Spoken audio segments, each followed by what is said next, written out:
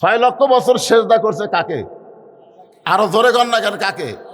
আর একটা সেজদা করেনি কাকে? আদমকে। তো রাগ হবে না যে আপনার সৃষ্টি আদমকে আমি একটা সেজদা করিনি, আর 6 লক্ষ বছর স্রষ্টাকে সেজদা করলাম, তাহলে 6 লক্ষ বছরের সেজদার খবর কি?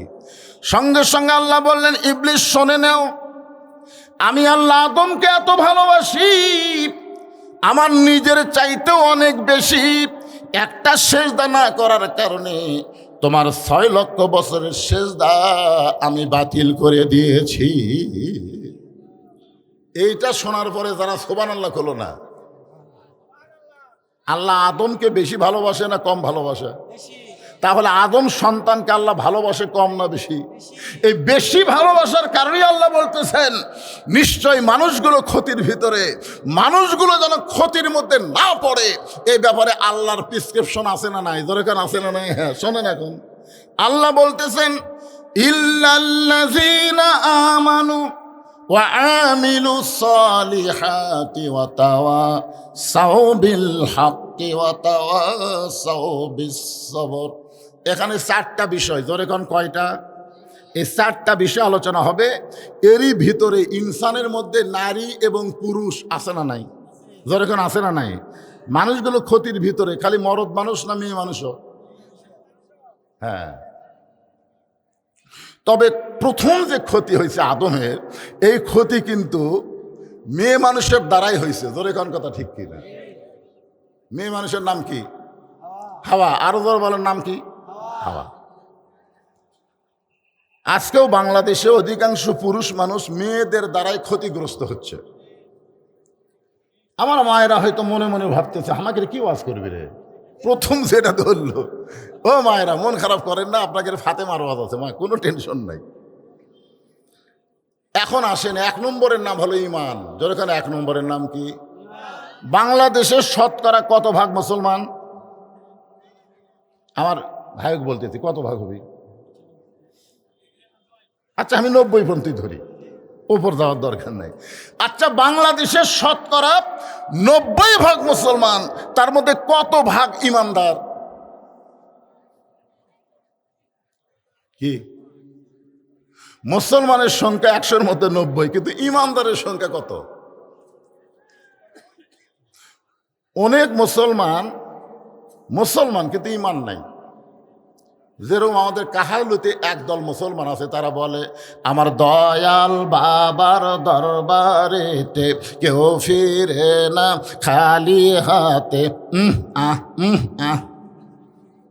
আপনার বলেন তো, দয়াল বাবার দরবারেতে কেউ ফিরে না খালি হাতে, এইটা কোয়া তাওহীদ না শিরক?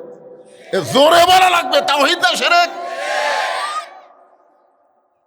অনেক মুসলমান কিন্তু তাদের ঈমান ঠিক নাই। জোরে কান, কি ঠিক নাই? ঈমানের মধ্যে শিরক আছে। নামাজ ভাঙ্গার কারণ, রোজা ভাঙ্গার কারণ, ঈমান ভাঙ্গার কারণ। ঈমান ভাঙ্গার কারণ 1 নম্বর হলো শিরক করা। জোরে কান, কি করা? চাকরি না হলে খাবো কি? ব্যবসা না হলে চলবো কেমনে? আবাদ না হলে বাঁচবো না। আপনারা বলেন তো, খাওয়ানোর মালিককে, বাঁচানোর মালিককে, চলানোর মালিককে? কিন্তু অনেক সময় আমরা এইগুলা কথা বলে ফেলি, এইটাই হলো ঈমান ভঙ্গ হওয়ার কারণ। এজন্য আল্লাহ 1 নম্বরে ঈমানের কথা বললেন, ঈমান। তো সাহাবীরা বললেন, ইয়া রাসূলুল্লাহ, এই ঈমান সম্পর্কে আমরা একটু জানবার চাই। রাসূল বললেন, তাহলে শোনো, ইকরার বিল লিসান, তাসদীক বিল জানান, আমল বিল আরকান, এরই নাম হলো ঈমান। এখানে আল্লাহ নবী কয় কথা কইছে? 3টা। আমার কথা কি আপনারা শুনবার পাচ্ছেন? তাহলে হাঁ কওয়া লাগবে তো। আচ্ছা বলেন তো, শুধু মুখে মুখে আল্লাহ আল্লাহ, মুখে মুখে আল্লাহ আল্লাহ, অন্তরে আল্লাহ নাই। স্বাধীনতার সময় আপনারা সবাই জানেন না, যে আমার এই ভাই জানে, আমিও জানি। এখন স্যার হয়তো তখন খুব একটা বড় লয়। ওই সময় অনেক হিন্দুরা পাকিস্তানের আর্মি দেখলেই কলেমার জিকির শুরু করতো, লা ইলাহা ইল্লাল্লাহ, লা ইলাহা ইল্লাল্লাহ, মানে জোরে জোরে। কোনো হুজুর কোয়া লাগেনি জিকির করে, হুজুর কোয়া লাগেনি, ওরা এমনি এমনি জিকির করতেছে। তা আর্মিরা বলতো, বিলকুল ঠিক হয়, ঠিক হয়, ঠিক হয়। তখন হিন্দুরা যাচ্ছে আর বলতেছে মুসলমানের কলমার দাম আছে রে, এই কলমা মুখে থাকার কারণে আর্মিরা গুলি করেনি। আপনারা বলেন তো, ওই কলেমা যদি কলিজার মধ্যে জায়গা দিত তাহলে শুধু আর্মির গুলি না, আল্লাহ জাহান্নামের আগুন থেকে তাদের বাঁচায় দিত। ধরে যাওয়ার কথা ঠিক না? এই জন্যে বলা হয়েছে তাসদিক বিল জানান, কলিজার মধ্যে ঈমান। কলিজার মধ্যে যখন কোনো মুসলমানের ঈমান থাকবে, ওই মুসলমানের কাছে জীবনের চাইতে ঈমানের দাম বেশি হবে। আপনাদের কাছে জীবনের দাম বেশি না ঈমানের দাম বেশি? বুঝে শোনা কন, জীবন বাঁচান ফরজ না ঈমান বাঁচান ফরজ? আমি যখন হাসিনার সময় ওয়াজ করতাম, বিশেষ করে আদমদিঘি উপজেলার মধ্যে যখন আসতাম, আমার বউ জিজ্ঞেস করতো, আমার কিন্তু এই আদমদিঘি দুপসের মধ্যে বিয়ের বাড়ি। তা আমাকে আমার বউ বলতে, আজকে কোথায় যাবেন? বলে আদমদিঘি। দেখে শোনা ওয়াজ করবেন, দেখে শোনা ওয়াজ করবেন। আমি বললাম কি দেখবো? বলে দেখবেন পুলিশের গাড়ি আছে কিনা, র্যাবের গাড়ি আছে কিনা, আওয়ামী লীগের কোনো ক্যাডার আশেপাশে আছে কিনা। এগুলো যদি থাকে তাহলে তেল তেলা ওয়াজ করে বাড়িতে আসবেন, ধরা যেন না পড়েন। মানে আমার বউ আমাকে ধরা লিয়া খুবই টেনশন করতো, কারণ এ পর্যন্ত 9 বার ধরা গেছে। ধরে এখন কয়বার? তো এই বুড়া বয়সে আবার যদি ধরা খায়, এই জন্য খুবই বলতো ধরা যান না পড়েন। আমি আমার বউয়ের কপালে একটা চুমা দিলাম। বউ বলতেছে আমার কথা শোনা খুশি হয়েছে? আমি বললাম না। তাহলে চুমা দিলেন কেন? চুমা দেওয়ার কারণ হলো জীবনের শেষ দেখা দেখো, আর হয়তো দেখা নাও হওয়ার পারে। আমার বউ বলতেছে কে গো, এলা কি কথা খাও? পুলিশ ধরলে তো তোমাকে ছাড়ে, জীবনে আর দেখা হবে না। আমি বললাম পাগলি, তুমি চিন্তা করো পুলিশ ধরার অ্যাপ ধরা, কিন্তু প্রত্যেকটা মুসলমান ইমানের বলে বলিয়ান হয়ে চিন্তা করে আজরাইল ধরা। ধরে এখন কি ধরা? আপনারা বলেন তো, আজরাইল যদি ধরে তাহলে ছাড়বি? এখানে যত মানুষ আমরা আছি, আমরা আজরাইল ধরার চিন্তা কি একবার করছেন? একটা মানুষ বলেন তো, যারা দাঁড়িয়ে আছেন তারা, অথবা যারা বসে আছেন, এখান থেকে বাড়ি যাবার পারবেন এরকম একটা গ্যারান্টি দেওয়া মানুষ খাড়া হন তো দেখি। তাহলে বাড়ি যাওয়ার গ্যারান্টি যদি না থাকে, এত মশান মারতেছেন কেন? আমাকে চিনিস? আমি কোন দল করি তুই জানিস? একমাত্র যারা আল্লাহর দল করে। ধরে কেন কার দল করে? কথা কয় না রে ভাই। মুসলমান মাত্র দল করা লাগবে কার? আরো জোরে শোনেন, মসজিদের মধ্যে গেলে সব দলের মুসলমান এক কাতার হয়, হয় কি হয় না? এ কথা কেন হয় কি হয় না? আওয়ামী লীগ 4 আঙ্গুল কাতার থেকে সামনে গেছে, বিএনপি টান দিচ্ছে। কে রে তুই লাইন চিনিস না? কে টান মারলো? ওদিকে আওয়ামী লীগ না তাকায়, নিচের দিকে তাকায় বলে আমি খেয়াল করিনি ভাই। এখন দেখা যাচ্ছে 14 দল 20 দল ভাঙ্গিয়া সবাই এক কাতার। ধরে কোন কয় কাতার?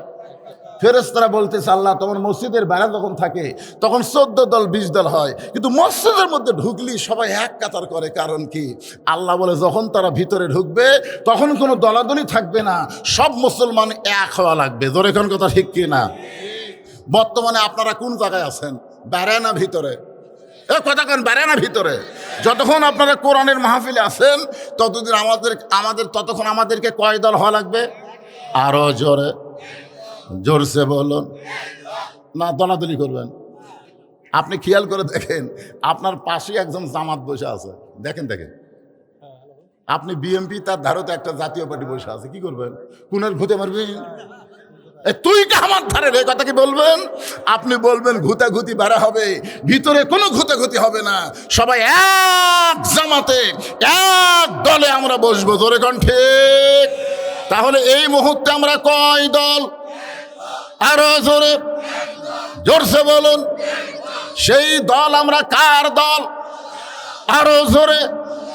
মাশাআল্লাহ। এখন সূরা আসরের তাফসীর করতে খুব সুবিধা হবে, তেড়ে বেঁকে করার সময় নেই। হ্যাঁ, এখন আসেন ইমানের শেষ পর্যায়ে বলা হচ্ছে আমল বিল আরকান।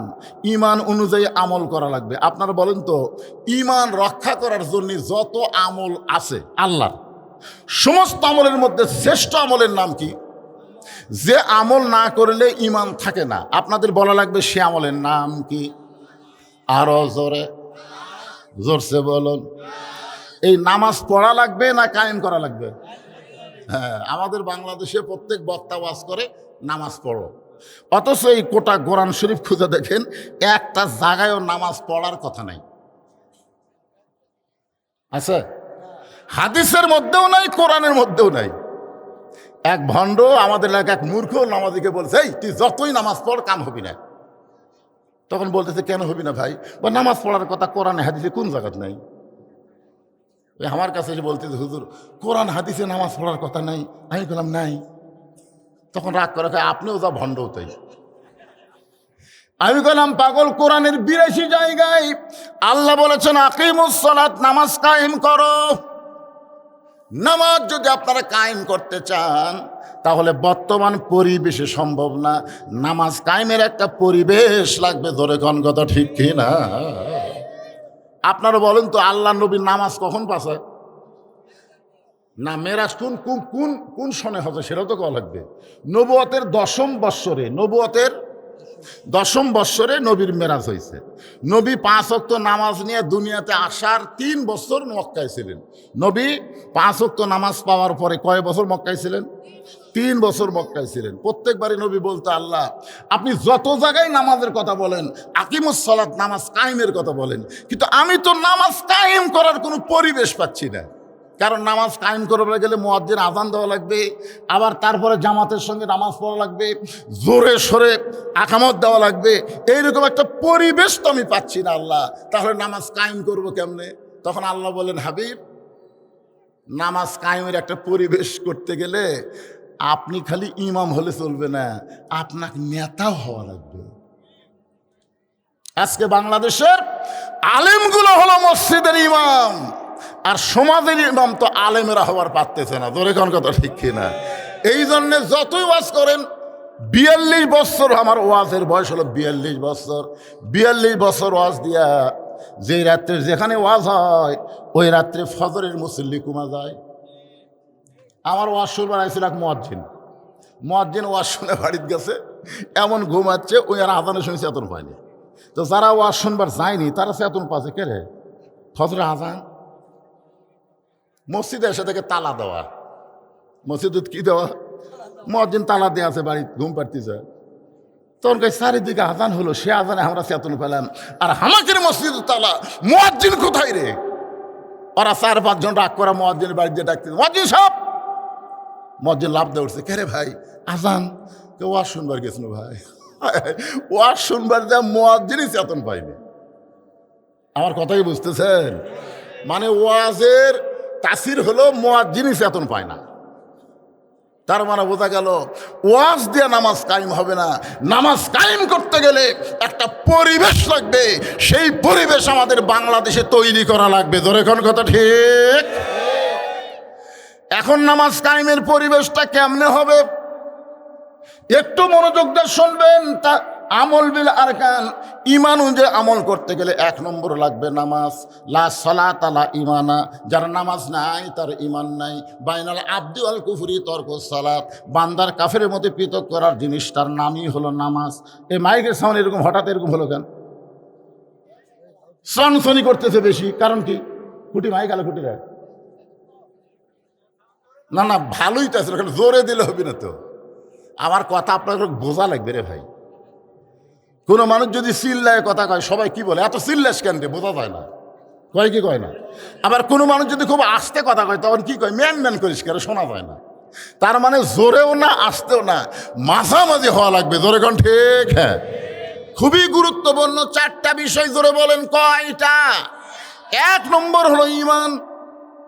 সেই ঈমানটা ব্যাখ্যা করতে গিয়ে ৩য় পর্যায়ে হলো আমল বিল আরকান, ঈমান অনুযায়ী আমল করা লাগবে। আর সূরা আসরের ২ নম্বর বিষয় হলো আমিলুস সালেহা, নেক আমল করা লাগবে। নেক আমল ধরে কোন কি আমল? তাহলে বর্তমান যেই পরিবেশ চলতেছে, এই পরিবেশে আমল করা যায়, কিন্তু নেক আমল করা খুব কঠিন। দেখবেন দাদা নামাজ পড়ে, লাতি নামাজ পড়ে না। আপনাদের গ্রামে আছে না নাই? বাপ নামাজ পড়ে, বেটা নামাজ পড়ে না। নেক আমল করবার গেলে 7 বছর থেকে নামাজের তালিম দেওয়া লাগবে, আর 10 বছর থেকে জোর করে নামাজ ধরান লাগবে। শুধু চামড়া ঢিল হলে আল্লাহর সঙ্গে মিল দেওয়া যাবে না, সবসময় আল্লাহর সঙ্গে মিল দিয়ে ইবাদত করা লাগবে। জোরে কোন ঠিক কি না? আজকে আপনারা খেয়াল করে দেখেন তো, সারা জীবন ঘুষের চাকরি করছে, সারা জীবন চাকরি যখন রিটায়ার হচ্ছে তখন আল্লাহর সাথে মিল দিয়ে কান দিচ্ছে আর বলতেছে, আল্লাহ আমি আর জীবনে ঘুষ খাবো না, আল্লাহ আমি আর জীবনে ঘুষ খাবো না। আর কান্দের ফেরেশতাকে, আল্লাহ যতদিন ঘুষের চাকরি আসছিল ততদিন তো এরকম কান্দেনি, আজকে চাকরি নাই ই আর ঘুষ খাবি না, এই ঘুষ পাবি কোথায়?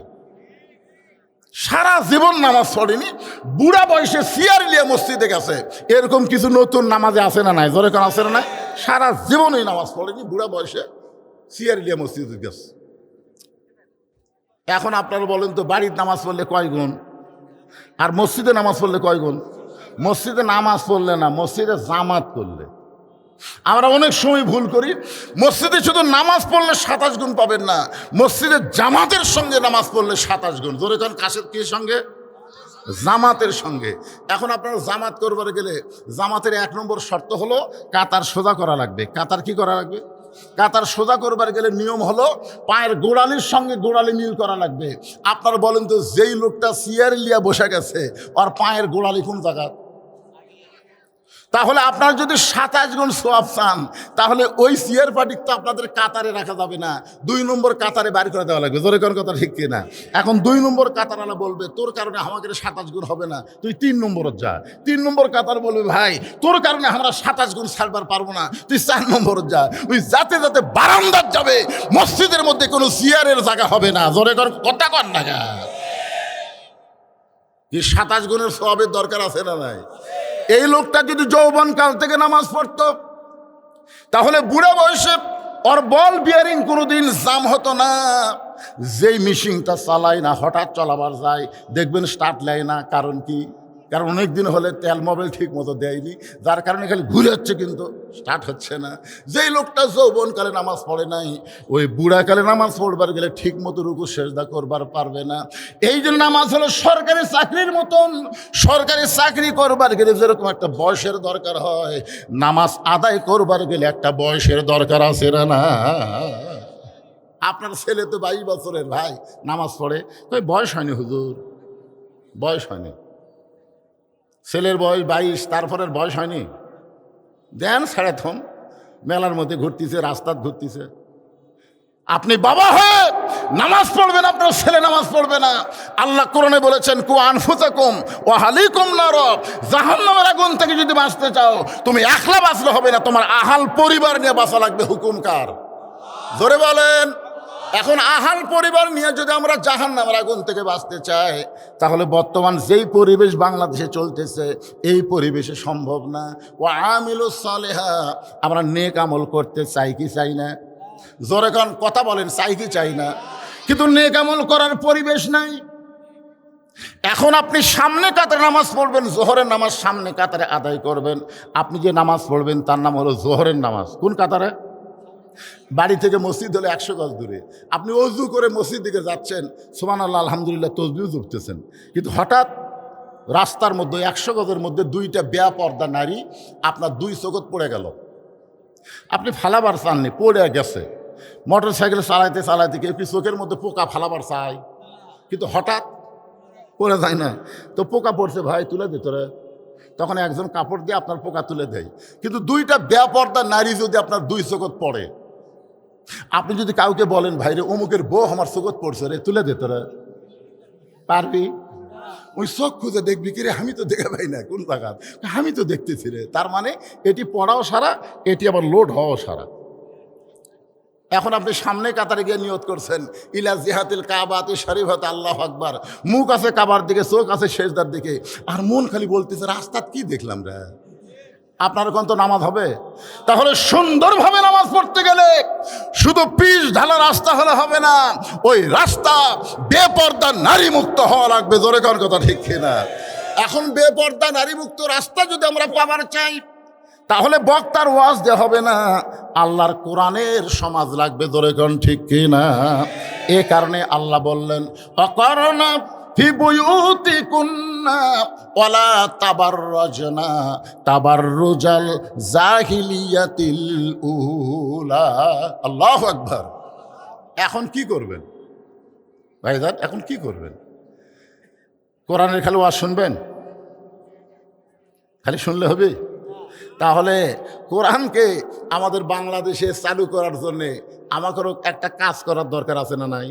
হ্যাঁ, আমি বলতেছি খুব সহজ কাজ। আমরা যারা এখানে বসে আছি, আপনারা যারা আমার সামনে বসে আছেন, কাজটা খুব কঠিন না, খুব কঠিন কিন্তু না। এই কোরআনের প্রথম থেকে আপনি নিয়ত সহি করে কোরআন তেলাওয়াত শুরু করবেন। আল্লাহ বললেন, জালিকাল কিতাবু লা রাইবা ফি হুদাল লিল মুত্তাকিন। এইটুকু শুধু আপনাদের সামনে আলোচনা হবে। আর আলোচনা হবে সূরা আসর। সূরা আসরের 2 নম্বর বিষয় চলতেছে। পুরুষের জন্য 1 নম্বর নেক আমলের নাম হলো নামাজ। খুব খেয়াল করবেন, পুরুষের জন্য 1 নম্বর নেক আমলের নাম কি? আর নারীদের জন্য 1 নম্বর নেক আমল কিন্তু নামাজ না। নারীদের জন্য 1 নম্বর নেক আমলের নাম হলো পর্দা। আমার মায়েদের জন্য বলতেছি, মা, পর্দা যদি আপনাদের না থাকে, আপনি যতই নামাজ পড়েন, রোজা করেন, যত ইবাদত করেন, একটা ইবাদত আল্লাহর দরবারে কবুল হবে না। নারীদের ইবাদত কবুল করতে গেলে 1 নম্বর যে নেক আমল করা লাগবে, তার নাম কি? জোরে সরে কর না কেন? কারণ আমাদের বউগুলা যদি ভালো হয়, আমাদের জীবন শান্তি হবে। জানেন, আজকে যখন আমরা বাহিরে ঘুরি, এটা কার বউ রে? মানে পরের বউ দেখে, এটা কার বউ রে? সেই সুন্দর রে, এটা কার মেয়ে রে? বাহিরগুলা দেখে এতই ভালো লাগে, কিন্তু ঘরের মধ্যে যায় দেখি পেতনি বসে আছে। মানে এমনভাবে বসে আছে, চুলও ঠিক মতো নাই, কাপড়ও ঠিক মতো নাই, এটি হলুদ ভরে আছে, এটি কালি ভরে আছে। তখন আপনি কি করেন? বাইরেই ভালো রে, বাইরেই ভালো রে। আমার মা বোনদের জন্য বলতেছি, আপনি যদি ঘরটাকে সুন্দর করেন, আপনি যদি সুন্দর হয়ে থাকেন, বাড়ির মধ্যে আপনি স্বামীর মনোরঞ্জন করবেন, বাইরে যখন বের হবেন আল্লাহর আইন পর্দা যদি মেনে চলেন, আপনার চেহারার উপরে আল্লাহর সৌন্দর্য লেপন করে দিবে। জোরে কোন কথা ঠিক কিনা? একটু মনোযোগ দিয়ে শোনেন। এশার নামাজের পরে হযরত আলী ঘরের মধ্যে ঢুকছে। এশার নামাজের পরে হযরত আলী ঘরের মধ্যে ঢুকছে। আমি কিন্তু পর্দার ওয়াজ করতেছি। ঘরের মধ্যে ঢুইকা দেখে ঘর সুন্দর করে সাজানো, হাসান হোসেনকে সুন্দর করে সাজায় দিছে। ফাতেমা সুন্দরী সাইজা গুইজা ঘরের মধ্যে বসে আছে। আপনার বলেন তো, এশার নামাজ পড়ে এসে স্বামী যদি এইরকম দৃশ্য দেখতে পায়, স্বামীর মনে একটা আলাদা আনন্দ হয় কি হয় না? ঘরও সুন্দর, সন্তান দুইটাকে সুন্দর করে সাজায় দিয়েছে, নিজেও সুন্দরী সাইজা গুইজা বসে আছে। হযরত আলী ঘরের মধ্যে ঢুকে আল্লাহর শুকর আদায় করলেন। এমন সময় ফাতেমা 2টা সন্তানকে বুকের মধ্যে নিয়ে কানে কানে ফিস ফিস করে বলতেছে, বাবু, তোমরা 2 ভাই একটু অন্য ঘরে যাও, তোমার বাবার সঙ্গে আমার গোপন কিছু গল্প আছে। হাসান হোসেনকে বুকের মধ্যে নিয়ে ফাতেমা কানে ফিস ফিস করে বলতেছে, তোমরা 2 ভাই একটু অন্য ঘরে যাও, তোমার বাবার সঙ্গে আমার গোপন কিছু গল্প আছে। হাসান হোসেন মুস্কি মুস্কি হাসতেছে। হাসান হোসেন মুস্কি মুস্কি হাসার কারণ হলো, মা সাইজা গুইজা বসে আছে, আর বাবা ঘরের মধ্যে ঢুকলি আমাদেরকে অন্য ঘরে যখন যাবার কয়, তখন বাপ মায়ের মধ্যে কিছু একটা হবে। রাসূল বলেছেন, তোমাদের সন্তান যখন বুঝবার পারবে, তখন সন্তানের সামনে সাপান করে, ততক্ষণ সন্তান খালি দেখবার পারে, কিন্তু বুঝবার পারবে না। যখনই সন্তান মায়ের বুকের দুধ খায় না, আমরা ধরে নিলাম 2.5 বছর, 2.5 বছর পরে সন্তানের সামনে যদি আপনার বউকে আপনি আদর করেন, ও কিন্তু কমপক্ষে 8 ঘন্টা, কয় ঘন্টা? 8 ঘন্টা এই জিনিসটা খেয়াল থাকতে পারবে। বেশি সময় পারবে না, 8 ঘন্টা পারবে। 8 ঘন্টার মধ্যে কেউ যদি বাড়িতে আসে, আর এই ছোট্ট বাচ্চা গিয়ে যদি বলে, আব্বু তাই মাস্ক চাপায় ধরছিল রে, এই কথা যদি বলে, আপনার সম্মান থাকবে? তাহলে আপনার সন্তানের সামনে আপনার হালাল বউকে আদর করার সুযোগ ইসলামে নাই। আর বর্তমানে বাংলাদেশে 14ই ফেব্রুয়ারি পালন হয় মরহুম আব্দুল জলিল পার্কে। আপনাকে ডানা পার্ক, এটি নওগাঁতে এতই পার্ক রে ভাই। শোনেন, ঘরের মধ্যে নিজের বউ সন্তান চেতন থাকলে আদর করে পারবি না। আর রাস্তাঘাটে যেখানে সেখানে আদর করার সুযোগ আছে, ইসলামে আছে, যেখানে আছে। একটু মনোযোগ দেন। হাসান হোসেন 2 জন মুস্কি মুস্কি হেসে যখন বাহিরে যায়, অন্য ঘরের মধ্যে গেছে। এমন সময় ফাতেমা আস্তে করে ঘরের দরজা বন্ধ করে দিছে। যেই ফাতেমা দরজা বন্ধ করে দেয়, এমন সময় হযরত আলী মাথার টুপি খুলিছে। এতক্ষণ মাথার কি আছিল, কিন্তু যেই দরজা বন্ধ করছে সঙ্গে সঙ্গে মাথার টুপি খুলছে। কারণ সন্তানকে বের করে দিয়ে বউ যদি দরজা বন্ধ করে, ওই সময় টুপির সুন্নত আর চলবি না। সব সময় কি সব সুন্নত চলবি? আপনার বলেন তো, বদরের যুদ্ধে রাসূল কোন সুন্নত পালন করছে? হ্যাঁ, বদরের যুদ্ধের দিনে রাসূল ঘরের মধ্যে গেলেন। ঘরের মধ্যে গিয়ে টুপি জুব্বা খুলে সৈনিকের পোশাক পরে মাথাত হেলমেট দিলেন। বাহিরে এসে আলীকে বলতেছে, আলী আমার কোমরের বেল্টটা একটু টাইট করে দাও তো। হযরত আলী রাসূলের কোমরের পেটি টাইট করে দিচ্ছেন। এমন সময় আবু বকর বলে, ইয়া রাসূলুল্লাহ, আপনি হলেন আল্লাহর নবী। রাসূল বলেন, আমি আল্লাহর নবী ঠিক, কিন্তু আজকে বাতিলের বিরুদ্ধে হকের পক্ষে বদরের যুদ্ধে আমি নবী হলাম সেনাপতি। ধরে কেন সুবহানাল্লাহ। তার মানে বোঝা গেল সবসময় সব সুন্নত চলবে না। চলবে? এখন মুয়াজ্জিন ইমামকে বলতেছে, হুজুর আমাদের গ্রামত যে হারে চুরি শুরু হয়েছে, হুজুর আপনি এশার নামাজের পরে দোয়া করেন আল্লাহ যেন চোরের হাত থেকে আমাদের বাঁচাইয়া দেয়। এশার নামাজ হয়ে গেছে, এখন ইমাম সাহেব বলতেছে, ভাই আজকে একটা দোয়া হবে, এশার নামাজের পরে আপনারা সবাই মসজিদে থাকবেন। সবাই আছে। নামাজের পরে ইমাম সাহেব বলতেছে 3 বার সূরা ইখলাস পড়েন, 11 বার দরুদ শরীফ পড়েন, 7 বার আস্তাগফিরুল্লাহ পড়েন। সবাই এগুলো পড়ার পরে ইমাম সাহেব মুসল্লিদের নিয়ে দোয়া করতেছে, আল্লাহ চোরের হাত থেকে আমাদের শান্তিটাকে তুমি হেফাজত করো। আল্লাহ এই গ্রামে যেন আর চোর কোনো উৎপাত করবার না পারে। চোর জানলার উপর থেকে বলতেছে আমিন, চোর বলতেছে আমিন। আপনারা বলেন তো, চোর আমিন বলার কারণ কি? এই সময় আর এই ফাতিহা শরীফের সুন্নত চলবি না ভাই। এই সময় দোয়া করবেন, চোর মনে মনে খুশি হয়ে বলবে তোরা দোয়া করে ঘুমা যা, আর আমি ইচ্ছা মতো করি। কিন্তু এই সময় সুন্নত হলে ইমাম বলতে হবে, মুসল্লি তোমরা সবাই আড়া হাত একটা করে লাঠি বানাও। যে রাস্তা দিয়ে চোর আসবে ওই রাস্তায় তোমরা গোপনে গোপনে থাকবে। তোরা আসার পরে গিরে গিরে সাইজ করবা। এই কথা যদি ইমাম মুসল্লিদের বলে, আপনারা বলেন তো চোর কি আমিন কবে? আমি গাড়ির থেকে কেবলই নামছি আমার গেটে, রাত 2:30 দিকে। ড্রাইভার গ্যারেজে নিয়ে গেছে আমার গাড়ি। আমি এখন গেটের দিকে হাঁটতেছি, দিকে 4টা কুত্তে আমার গেটের কাছে আমের গাছ আছে, ওর তলে ঘুম পাড়তেছে। কিন্তু আমার এই কালো কাপড় দেখে এর কাছে কি বিগার উঠলো বুঝলেন? ওরা খাও খাও করে আমাকে ধরলো। আমি আয়াতুল কুরসি পড়ি কিন্তু কুত্তা সরে না, আমি দোয়া ইউনুস পড়ি কিন্তু কুত্তা লড়ে না। মনে হয় আমার জুব্বা এখন কামড়ে ধরবি। আমি তখন কোরআনের কুত্তা খেদানোর একটা আয়াত আছে, ইন্নাহুম ইয়াকিদুনা কাইদা ওয়া আকিদু কাইদা, এই আয়াত যখন তেলাওয়াত করি এক কুত্তা আমার জুব্বাত কামড়ি মারলো। আমি কইলাম কেরি, বর্তমান সময়ে এই দোয়া দরুদে কুত্তে লড়তেছে না। এমন সময় আমার ইমান বলতেছে, হুজুর আপনার কাছে লাঠি আছে? লাঠি যদি থাকতো একটা দোয়াও লাগতো না। এক কুত্তাক বাড়ি মারলে বাকি 3টা এমনি দৌড় মারতে। ধরে কোন কথা ঠিক কিনা? বর্তমান সময়ে খালি দোয়া দরুদ হবে না, নবীর সুন্নত লাঠি রাখা লাগবে। ধরে কোন কথা থাকে ভাই রে। সব সময় সব সুন্নত আমল করা যাবে না। এখন যেই মাত্র হাসান হোসেন ঘরের বাইরে গেছে, এমন সময় ফাতেমা ঘরের দরজা বন্ধ করেছে। সঙ্গে সঙ্গে হযরত আলী মাথার টুপি খুলছে। মাথার টুপি কি করছে? আমি যত বড় হুজুর হই, এখান থেকে ওয়াজ করে বাড়িতে গেলে আমি বইয়ের কাছে টুপিলে ঘুমাই। যদি ভুল করে টুপিলে শুতি, বউ খুলে থুবি। আবার কি হুজুরগিরি করবেন নাকি? যা করছেন করছেন। হযরত আলী যেই মাত্র মাথার টুপি খুলছে, এমন সময় ফাতেমা দৌড়ে এসে স্বামীর বুকে মাথা রেখে ছোট বাচ্চার মতন ফোঁপায় ফোঁপায় কাঁদতেছে। আলী বলে, ফাতেমা হাসান হোসেনকে ঘরের মধ্যে থেকে বের করে দিয়া তুমি এমন করে আমার বুকে মাথা রেখে কেন কাঁদতেছ? ফাতেমা বলতে, স্বামী গো, আর কোনোদিন ঘর সুন্দর করে সাজাবার পারবো না, আর কোনোদিন হাসান হোসেনকে সুন্দর করে সাজা দিবার পারবো না, আর কোনোদিন সাইজা গুইজা আপনার সামনে আবার পারবো না, কারণ আজকে গভীর রাত্রে ফাতেমার মৃত্যু হবে। যেই মাত্র কইছে আজকে গভীর রাত্রে ফাতেমার মৃত্যু হবে, গাছের গোড়া কাটলে গাছটা যেমন পড়ে যায়, হযরত আলী তেমনি পড়ে গেলেন ঘরের মাঝায়। ফাতেমা মুস্কি মুস্কি হাসতেছে। ধরে কান সুবহানাল্লাহ। মুসকি মুসকি হেসে স্বামীর মাথাখানা উরাতের ওপরে নিয়ে কপালে একটা চুমা দেয়, বলে স্বামী গ, এমন করে আপনি কাঁদবেন না, কারণ আসলে যাইতে হবে। আপনারা বলেন তো এই কথা কি সত্যি? জাত সাকারাতুল মাউত হাক্কুন।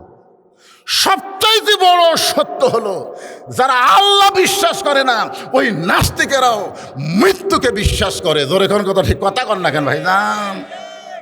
এই যে ফরাত মাজার, কি চুল আর কি দাড়ি রেখে আবুল সরকারের পক্ষে লিখছে। ফরাত মাজারের নাম শোনেন আপনারা? বাংলাদেশে বুদ্ধিজীবী, সুশীল বুদ্ধিজীবী, ই আবার আবুল সরকারের পক্ষে লিখছে যে আবুল সরকারকে জেলে রাখার হামাক রাখা একই কথা। আমরা বলবো এই 90% মুসলমানের দেশে আল্লাহ নবী নিয়ে যারা কটাক্ষ কথা বলবে তাদের কোনো আস্ত বাংলার জমিনে থাকবে না। জোরে কোন কথা ঠিক? কারা কারা রাজি? দুই হাত তুলে আমার আল্লাহকে দেখান। লিল্লাহে তাকবীর। কি ভাবতেছেন, কি ভাবতেছেন? আপনি যেই দলই করেন করেন, কিন্তু আল্লাহ রাসূলের ব্যাপারে আমরা কয় দল? সবাই জবান খুলে বলেন, কয় দল? আল্লাহর আগামাতা নাই। আল্লাহ একই মুখে কয় কথা কয়, আর আবুল সরকার কছে চার কথা। আবুল সরকার যেইগুলো কথা বলেছে একটাও কোরআন হাদিসে নাই। জোরে কর কথা ঠিক কিনা? সম্পূর্ণ বানোয়াটি বাউলের কথা। আমার আল্লাহকে এমন ভাবে কথা বলল, যেই কথা আপনাদের সামনে বলতে আমার লজ্জা হয়। আমি সে কথা বলবো না, না ওই খাপসা কথা বললে আমারও ইমান চেপে যাবি। তুই কষে কষে তুই আর রিপিট করলি কেন? আমি শুধু এইটুকুই ভদ্র হয়ে বললাম, আগামাতা নাই, আল্লাহর আগামাতা নাই। কথা কর না কেন বারে? এত বছর পর আপনাকে শান্তিরে তাই আসলাম, আপনার রাগ করছেন নাকি? এই হুজুর, এরা কোন হুজুরে, কোন কোন মাদ্রাসার পরিষদ?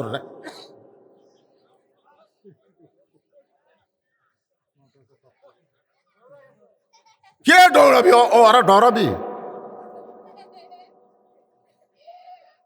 আমি যত বড়ই বক্তা হই, ওরকে হুজুর হওয়া আমার পক্ষে কঠিন। এরকে হুজুর হলো আলাদা হুজুর। আমার মাদ্রাসার এক ছাত্রকে বললাম, ভাই বাবা আমার টুপিটা ধুয়ে দাও তো। ও তখন বলতে যে হুজুরের অনুমতি ছাড়া যে মাদ্রাসা আমি চলাই, সব হুজুরের বেতন আমি দেই, সব হুজুর আমাকে দেখলে খাড়ায় তাকে ভয় থরথরকে, আর হুজুরে আমাকে দ্বারা কাঁপে। আর ওই ছাত্র বলতেছে হুজুরের হুকুম ছাড়া আপনার টুপি ধোয়া যাবে না। আমি তোর বললাম, তোরকে হুজুর কে রে? আমি যত বড়ই বক্তা হই, এরকে হুজুর আমি হওয়ার পারিনি। এরকে হুজুর আলাদা আছে। তোর এখন ঠিক কিনা? ওই হুজুর হয়তো কোন জায়গা থেকে ইশারা মারতেছে, ওরা উঠে চলে যাচ্ছে। আমার কথা এরা বসবি তাই? এই যে মাঝখানে কিন্তু হুজুর দেখা যাচ্ছে। আপনার কি থাকবেন না যাবেন বাবজান? থাকবেন ইনশাল্লাহ। আপনাদের ওয়াজ আছে, কারণ আজকের মাহফিলে হচ্ছে হাফিজি মাদ্রাসার মাহফিল, ইয়েতিমখানার মাহফিল। জোরে কোন কথা ঠিক? হ্যাঁ, মনোযোগ দিয়ে শুনবেন। কি বলতেছিলাম একটু গুরুত্ব দেন। আবুল সরকারের কথা বলতেছিলাম, যে আবুল সরকার আল্লাহ ব্যাপারে এমন কথা বলেছে, সে আবুল সরকারের পক্ষে কোনো মুসলমান নিবার পারে? কথা কন না কেন? পারে? আপনার বলেন তো, যারা পক্ষ নিছে এরা মুসলমান? আপনি দেখেন না কেন, ইউটিউব দেখেন, ফেসবুক দেখেন, যারা পক্ষ নিছে এরা সব বামপন্থী। বামপন্থী বোঝেন? একটু মনোযোগ দিয়ে কথাগুলো শুনবেন।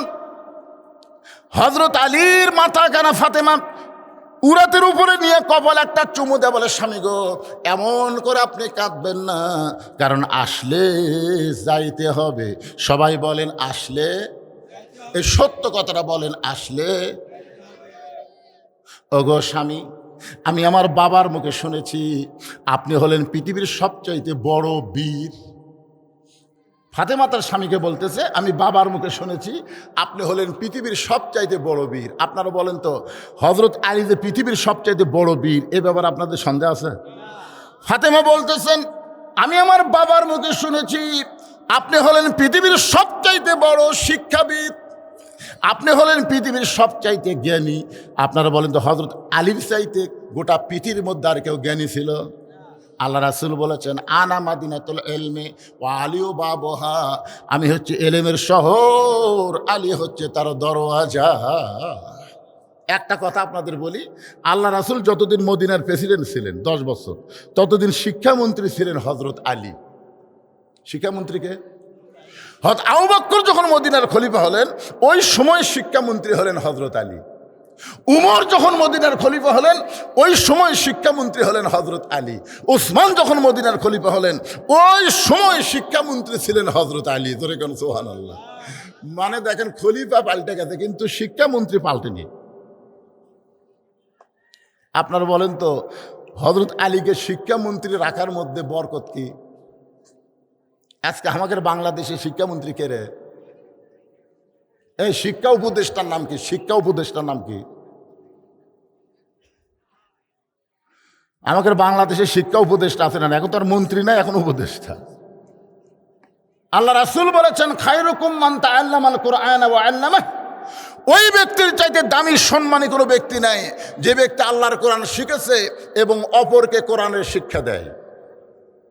ভাইজান, আজকে আগডম বাগডম ঘোড়ার সাথে ঢাক ঢোলক ঝাঁঝর বাজে এই মিথ্যা শিক্ষার জন্য হাজার হাজার কোটি টাকা বাজেট হয়। ধরে কোন কথা ঠিক কিনা? কিন্তু আল্লাহর কোরআনের শিক্ষার জন্য এই বাংলাদেশে কোনো বাজেট হয় না। তার মানে কি? আমি এ পর্যন্ত না হলেও 20 থেকে 25 হাজার হাফেজের মাথার টাকরি বাঁধতেছি এই 42 বছরে, কিন্তু এর মধ্যে একটা হাফেজও এমপির বেটা নাই, একটা হাফেজও ডিসিএসির বেটা না, সবগুলো গরিবের সন্তান। এই মাদ্রাসায় যারা লেখাপড়া করে অধিকাংশই তারা গরিবের সন্তান, আর গরিবদের সন্তানের দিকে কোনো নেতারা তাকায় না। জোরে কথা কর না কেন? সত্য কথাটা বলেন। কারণ নিজের সন্তান তো পড়ে না, পরের সন্তান পড়ে। সংসদেও কোনোদিন এই মাদ্রাসার জন্য কোনো কথা হয় না। যে তিন বাচ্চারা লেখাপড়া করে, এদের জন্য কিছু বাজেট করা দরকার। মাস গেলে প্রাইমারির হেড স্যার 50,000 টাকা বেতন পায়, অথচ মাস গেলে মাদ্রাসার মোহতামিম 1 টাকাও পায় না, ভিক্ষা করে চলান লাগে। একটু মনোযোগ দিয়ে শুনবেন। ফাতেমা চোখের পানি বের করে বলে, স্বামী গো, আমি বাবার মুখে শুনেছি আপনি হলেন পৃথিবীর সবচাইতে বড় বীর, আপনি হলেন পৃথিবীর সবচাইতে সত্য বড় জ্ঞানী, তাহলে এই সত্য কথা শুনে আপনি এমন করে পড়ে গেলেন কেন? ওগো স্বামী, আমি দুনিয়া থেকে বিদায় নিব, বিদায় নেওয়ার পর আমার 3টা চাওয়া আপনাকে পুরা করা লাগবে। হযরত আলী কান্দের বলে, ফাতেমা, দুনিয়ার জীবনে গরিব ছিলাম বলে তুমি কিছুই চাইলা না, মৃত্যুর পরে তুমি কি চাইবা ফাতেমা? ফাতেমা বললেন, আমার 1 নম্বর চাওয়া হলো আমি রাতের অন্ধকারে মৃত্যুবরণ করব, রাতের অন্ধকারেই আমাকে দাফন করা লাগবে। আমার 2 নম্বর চাওয়া হলো আমার কোনো জানাজার ব্যবস্থা করবেন না। আমার 3 নম্বর চাওয়া হলো আমার লাশটা খাটনিতে তুলবেন না, কারণ 4 জন ব্যক্তি আমার খাটনি কান্দে নেবে, এমন 4 জন ব্যক্তি আমি খুঁজে পাইলাম না। আমার বাবা যদি আজকে দুনিয়াতে জীবিত থাকতো, মরা মেয়ের লাশের খাটনি বাবা কান্দে নিবার পারত। আমার হাসান হোসেন যদি বড় হইতো, তাহলে মায়ের লাশের খাটনি কান্দে নিবার পারত। কিন্তু 6 মাস আগে আমার বাবা দুনিয়া থেকে বিদায় নিয়েছে। আমার হাসান হোসেন এত ছোট, এরা মায়ের লাশের খাটনি কান্দে নিবার পারবে না। আপনি শুধু কান্দে করে নিয়ে ওই জান্নাতুল বাকির পূর্ব কোণায় সবুজ রঙের একটা বাতি জ্বলবে, ওই বাতি বরাবর আমাকে দাফন করবেন। আমার কবর খুঁড়তে যদি আপনার কষ্ট হয়, তাহলে আপনার একান্ত বন্ধু যদি কেউ থাকে দুনিয়ায়, তার একটু বলে দিবেন সে যেন গোপনে ফাতেমার কবর খনন করে। দুনিয়ার কোনো পুরুষ মানুষকে যেন ফাতেমার কবরের খবর না দেয়। গভীর রাত্রে হযরত আলী কানতে কানতে এক দৌড়ে আবু যর গিফারের জানলার কাছে। আবু যর গিফারে ঘরের মধ্যে থেকে চিন্তা করে, আমার জানলার কাছে ছোট বাচ্চার মতন এমন করে কে কানতেছে। দরজা খুলে বাইরে তাকায় দেখে আসাদুল্লাহিল গালিব হযরত আলী কাঁদতেছে। আবু যর গিফার বলে, আলী ভাই, জীবনে বহু যুদ্ধ তোমার সঙ্গে করলাম, কোনো যুদ্ধে তোমাকে পরাজিত হয়ে আমি কাঁদতে দেখি নাই, কিন্তু আজকে আমার জানলার কাছে এমন করে কাঁদতেছ, তোমার জীবনে এমন যুদ্ধ কি শুরু হয়ে গেল? আলী বলতেছে, আবু যর, একজন পর্দানিশী গভীর রাত্রে দুনিয়া থেকে মৃত্যুবরণ করবে, সে আমার ওসিয়ত করেছে এ রাতের বেলায় তাকে দাফন করা লাগবে। যারা আবু যর যা জান্নাতুল বাকির পূর্ব কোণায় সবুজ রঙের বাতি জ্বলতেছে। ওই বাতি বরাবর একটা কবর কর। আবু যর গিফারি বলে, আলী ভাই সেই পদ্মানিশী কে গো, তার নাম কি আপনার মুখস্থ নাই? আলী বলতেছে, 6 মাস আগে আমার সন্তান নানা হারা হয়েছে, আজকে 6 মাস পরে গভীর রাত্রে আমার হাসান হোসাইন মা হারাবে। যেই মাত্র কইছে 6 মাস আগে আমার হাসান হোসাইন নানা হারা হয়েছে, এখন পর্যন্ত সন্তান 2টা কাঁদতেছে। সাহাবীদের পাইলে জিজ্ঞেস করে, তোমরা কি আমার নানাকে দেখছো? আমার নানা কোন জায়গায়? যেই 2টা সন্তানের চোখের পানি বন্ধ হয় নাই, আবার আজকে রাত্রেবেলায় মা হারা হয়ে যাবে। যারে আবু যর যা একটা কবর কর। আবু যর গিফারি কোদাল নিয়ে জান্নাতুল বাকির পূর্ব কোণায় গিয়ে দেখে সবুজ রঙের একটা বাতি জ্বলতেছে, যেই বাতির কোনো তার নাই, যেই বাতির কোনো সুইচ নাই, বিনা তারে বিনা সুইচ আমার আল্লাহ তাআলা অটোমেটিক জ্বলায়া দিছে। জোরে সরে বলেন সুবহানাল্লাহ। আপনি কি মনে করতেছেন কারেন্ট গেলে? আপনি বলেন কারেন্ট গেল কেন? অন্ধকারে কেমনে থাকবো? এখনই যদি মাহফিলের বাতি চলে যায় সবাই হো করে উঠবেন, তাহলে 50,000 বছর অন্ধকার কবরে থাকা লাগবে। যেই কবরে কোনো বাতি নাই, যেই কবরে কোনো দরজা নাই, জানলা নাই, যারা ঈমান আমলের নূর নিয়ে কবরের মধ্যে যাবেন তাদের কবর আল্লাহ অন্ধকার করে দিবে না, তাদের কবরকে আল্লাহ জান্নাতের বাগান বানায় দিবে। ধরে কোনো কথা ঠিক কিনা? আপনারা বলেন তো, জান্নাতের বাগান বানাইলে ওখানে সুইচ কোথায়? আবু যর গিফারি লক্ষ্য করে দেখে যেই তারের মধ্যে যেই বাতির কোনো তার নাই, যেই বাতির কোনো সুইচ নাই, বিনা তারে বিনা সুইচ আমার আল্লাহ তাআলা অটোমেটিক জ্বলায় দিছে। আবু যর গিফারি লক্ষ্য করে দেখে ওই বাতির আলোটা গোলাকার হয়ে পড়ে নাই, 4 কোণা হয়ে পড়েছে। ওই 4 কোণার ভিতরে কোদাল দিয়ে কবর খনন শুরু করে দিল। একসময় আবু যর আবেগে, অনেক সময় মানুষের বিবেক থাকে না, আবেগে বলতেছে, কবর তুই কি বলতে পারিস এই গভীর রাত্রে কেন কবর খুঁড়তেছি? তোর মধ্যে এমন একজন মহিয়সী নারীকে দাফন করা হবে, আল্লাহর নবীর মেয়ে হওয়ার পরেও নবী তাকে মায়ের মতন সম্মান করেছে। আপনারা বলেন তো, ফাতেমা নবীর কে হয়? হাদিস শরীফ আছে, একদিন আল্লাহ রাসূল সাহাবীদের সামনে বললেন, রে সাহাবীরা, তোমরা জানো জয়নাব আমার মেয়ে, কুলসুম আমার মেয়ে, রোকে আমার মেয়ে। এই কথা বলি নবী চুপ হয়ে যায়। আবার রাসূল বললেন, সাহাবীরা তোমরা কি জানো জয়নাব আমার মেয়ে, রোকে আমার মেয়ে, কুলসুম আমার মেয়ে? 3 বারে রাসূল বলতেছে, তোমরা কি জানো জয়নাব আমার মেয়ে, রোকে আমার মেয়ে, কুলসুম আমার মেয়ে। তখন হাসান হোসাইন নবীর কাছে বসে আছিল। এরা 2 ভাই বলতেছে, এই 3 বার নবী মেয়ের কথা বললো, কিন্তু হামাকের মাও গরিব বলে নবী হামাকের মায়ের কথা কয় না, আমরা থাকবো না। এই কথা বলে হাসান হোসেন যখন যাবার চাই, নবী 2 জনকে এক টানে বুকের মধ্যে নিয়ে বলে, ভাইজান তোদের মা ফাতেমা আমার মেয়ে না রে, তোদের মা ফাতেমা হলো আমারও মা। সুবহানাল্লাহ খান না খান? সঙ্গে সঙ্গে সাহাবীরা বলতেছে, ইয়া রাসূলুল্লাহ আমরা সবাই জানি ফাতেমাও আপনার মেয়ে, কিন্তু আপনি নিজে কেন মা বলতে পারেন? রাসূল বললেন, তাহলে শোনো, ওই তাইফের ময়দান থেকে রক্তমাখা শরীর নিয়ে আমি যখন আবার মক্কায় ফিরে আসলাম, ওই সময় আমার দরদের বিবি খাদিজা দুনিয়াতে ছিল না, কিন্তু খাদিজার পেট থেকে আল্লাহ 4টা মেয়ে আমাকে দিয়েছিল। ওই 4টা মেয়ে তখন দুনিয়াতে ছিল। কয় মেয়ে? নবী বলতেছে, আমি যখন ঘরের মধ্যে ঢুকলাম একসঙ্গে 3 মেয়ে ঘরের মধ্যে আসলো। রোকেয়া, কুলসুম আর জয়নাব বলতেছে, বাবা আপনি তাইফে কেন গেলেন? বাবা তাইফবাসীরা এত পাথর মারছে, গোটা দেহ আপনার রক্তাক্ত হয়ে গেছে, এই কষ্ট আপনি কেমনে সহ্য করবেন? 3টা মেয়ে মেয়ের মতন কথা বলে চলে গেছে। আসলেই তো তাই, পাথর মারছে কাকে? নবীকে। এই কষ্ট আপনি কেমনে সহ্য করবেন? রাসূল বললেন, সাহাবীরা 3টা মেয়ে মেয়ের মতন কথা বলে যখন চলে যায়, এমন সময় ফাতেমা আমার ঘরের মধ্যে ঢুকে দরজা বন্ধ করে দেয়। রাসূল বলে, ফাতেমা ঘরের মধ্যে ঢুকে কেন দরজা বন্ধ করলি? ফাতেমা বলতেছেন, বাবা ইব্রাহিম নবীর জন্য আল্লাহ যদি নমরুদের চুলা শান্তির বাগান বানাবার পারে, মুসা নবীর জন্য আল্লাহ যদি সাগরকে রাস্তা বানাবার পারে, তাহলে আমার বাবার জন্যে আল্লাহ তাইফের পাথর কেন তুলা বানাবার পারলো না?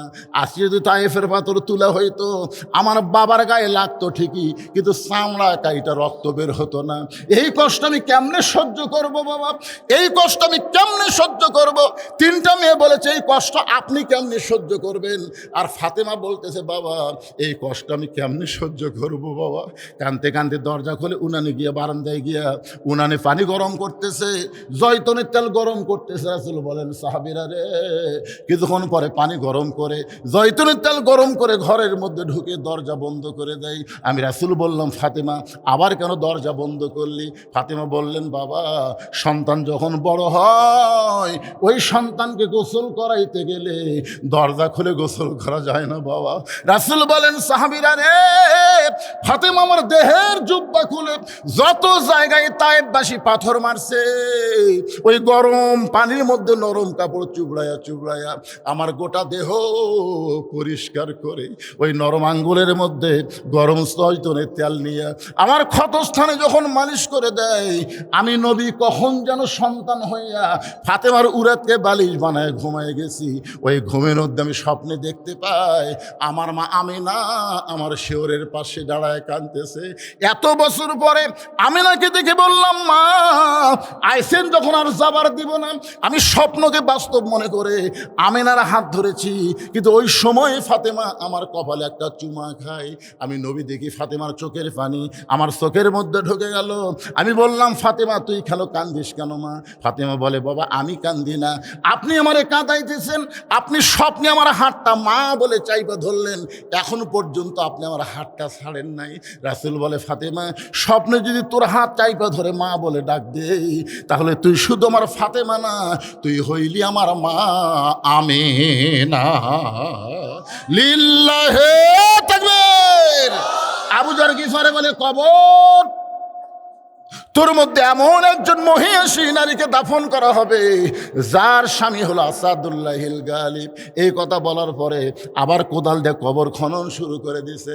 এক সময় বলতেছে, কবর রে তুই কি জানিস রে কবর, তোর মধ্যে এমন একজন মাকে রাখা হবে যার দুইটা সন্তান জান্নাতি যুবকদের সর্দার হবে। এ কবর খবরদার বেয়াদবি করবি না। এই বলে আবার যখন কোদাল মারতে চায়, এমন সময় কবরের ভিতর থেকে একটা আওয়াজ আসতেছে। এই আওয়াজ কিন্তু ফাতেমার জন্য না, এই আওয়াজ হলো আমাদের সকলের জন্যে।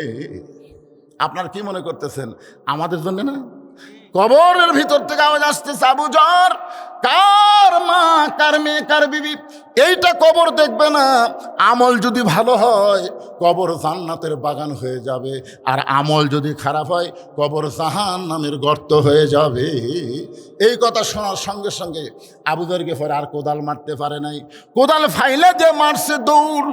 নির্দিষ্ট সময়ে হযরত আলী নির্দিষ্ট সময়ে ফাতেমার দেহখানা কাঁধে করে নিয়ে ওই জান্নাতুল বাকির পূর্ব কোনায় আবু যর বলে ডাকতেছে, কিন্তু আবু যর তো নাই। আল্লাহ আবু যরকে খেদাই দিছে।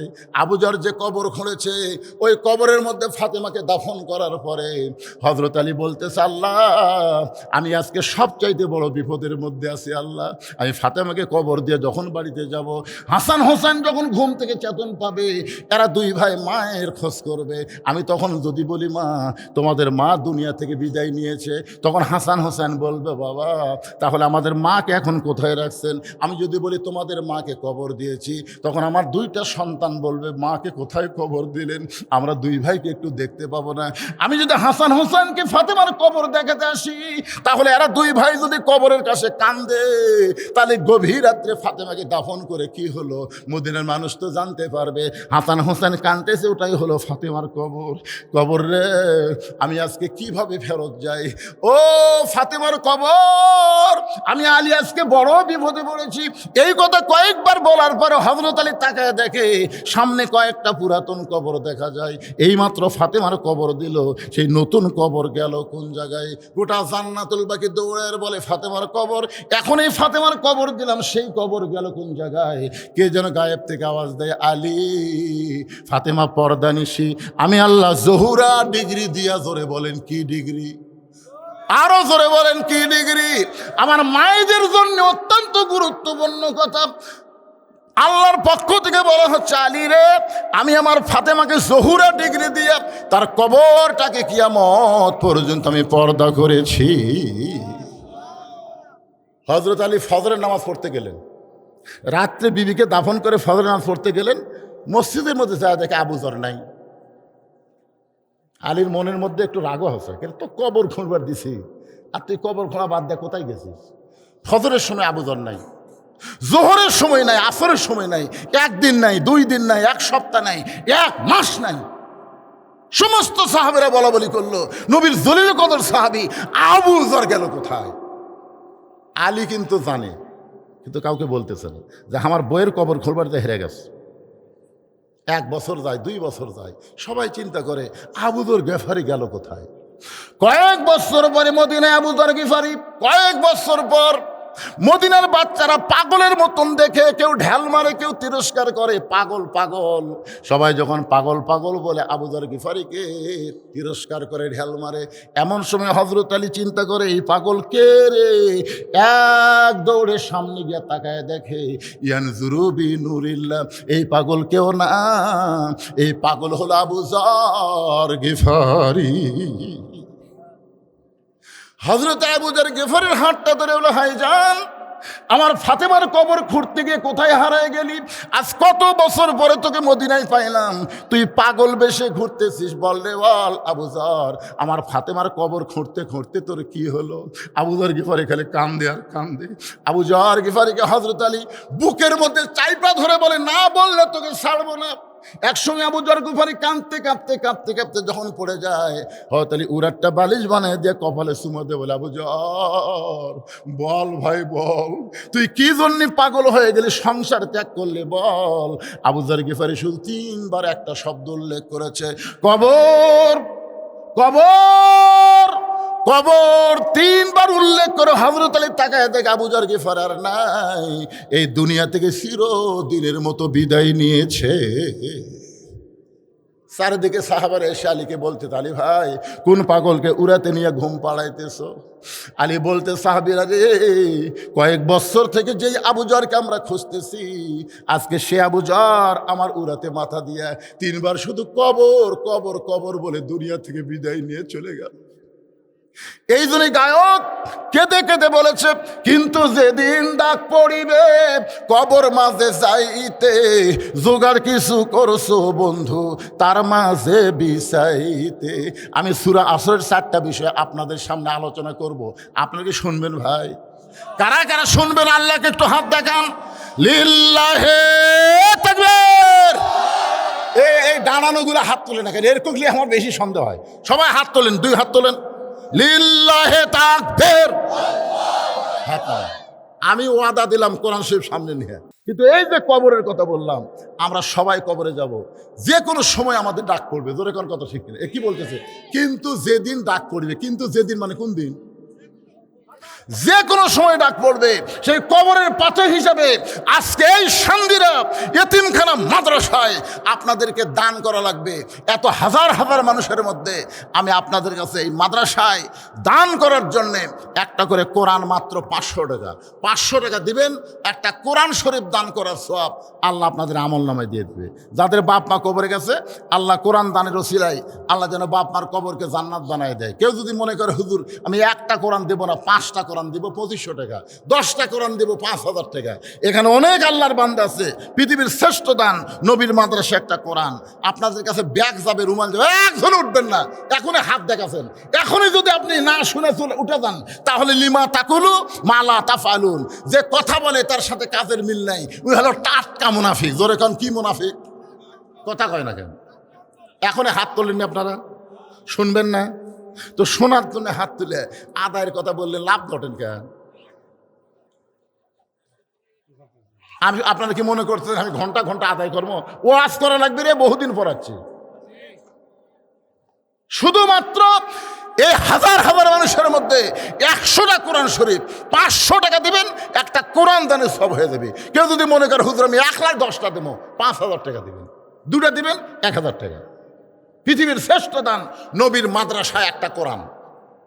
আর এই মাদ্রাসার তালবে ইলম যারা আছে, মাদ্রাসার হিতাঙ্গী যারা আছে, তারা একটু ব্যাগ না ভিতরে ঢুকবেন। 5 মিনিটের মতো আদায় শেষ। লম্বা আদায় করা লাগে নাকি? এখানে অনেক আল্লাহর বান্দা আছে। আজকের মাহফিলের প্রধান অতিথি কি দিয়ে গেছে? প্রধান অতিথি কি দিছে? কি কয় দেয়নি? মানে দিচ্ছে অবশ্যই।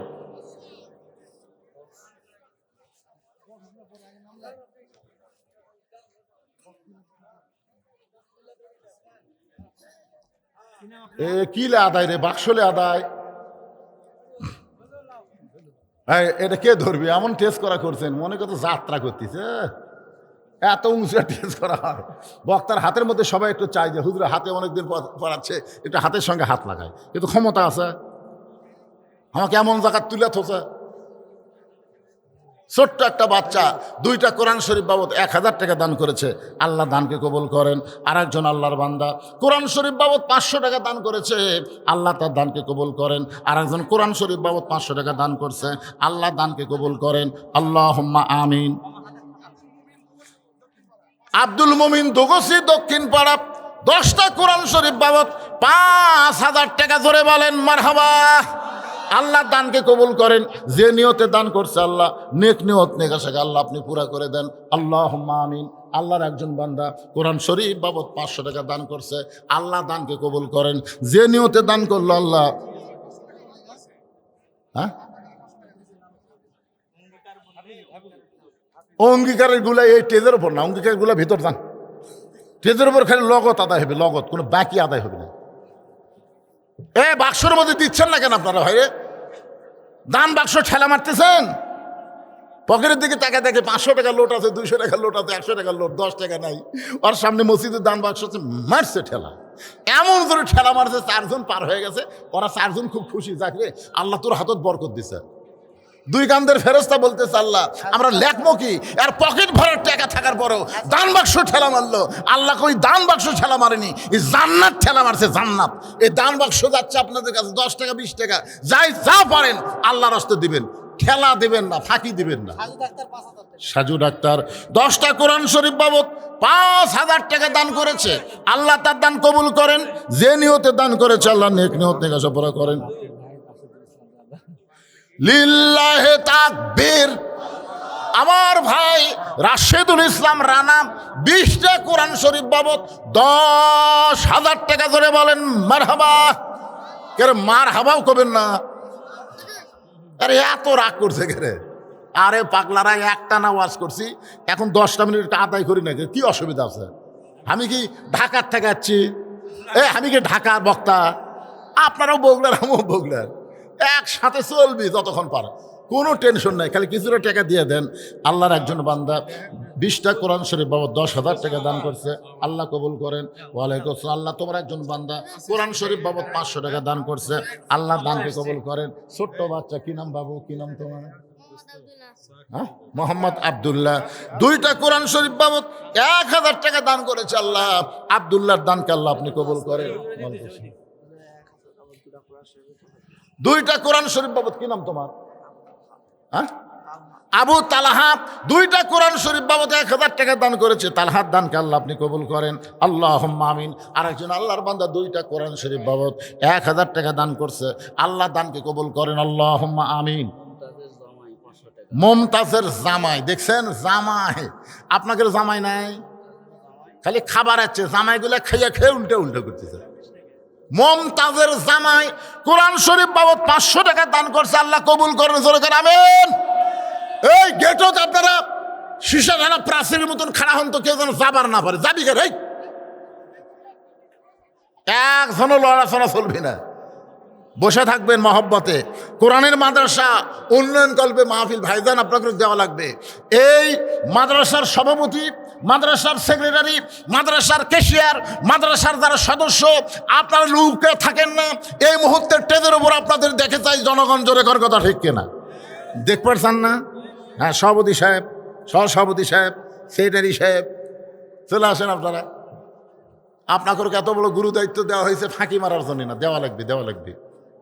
ভাই কোন তো আপনি কি দিবেন? টাকা তো দিছেনি, কোন একটা দোয়া করে দিই কোন?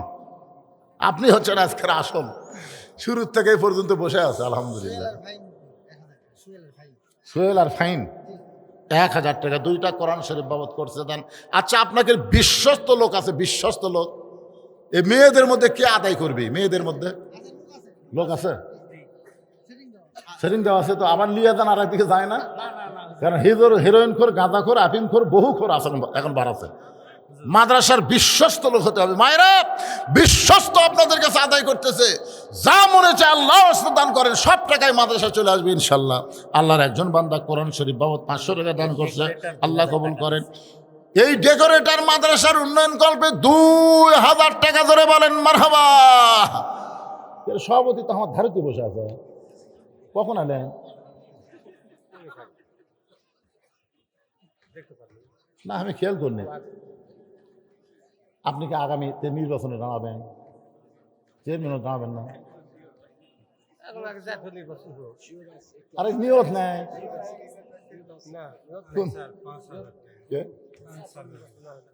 আনসার আলী আল্লাহ তোমার বান্দা 10টা কোরআন শরীফ বাবদ 5000 টাকা ধরে বলেন মারহাবা। এই ছেলে যেভাবে বাক্স নিয়ে আসতেছে মনে ফাঁকা বাক্স, টাকা আছে? এই টাকা আছে? আছে কোন? আপনি একটা কোন দোয়া করে দিই। হ্যাঁ আরে কালেকশন হবে একেবারে আপনি দিয়ে শুরু হলো কোন? কত কোন? আজকের মাহফিলের মাদ্রাসার সভাপতি, মাহফিলের খালি না মাদ্রাসারও তিনি সভাপতি, 50,000 দিবার চায়।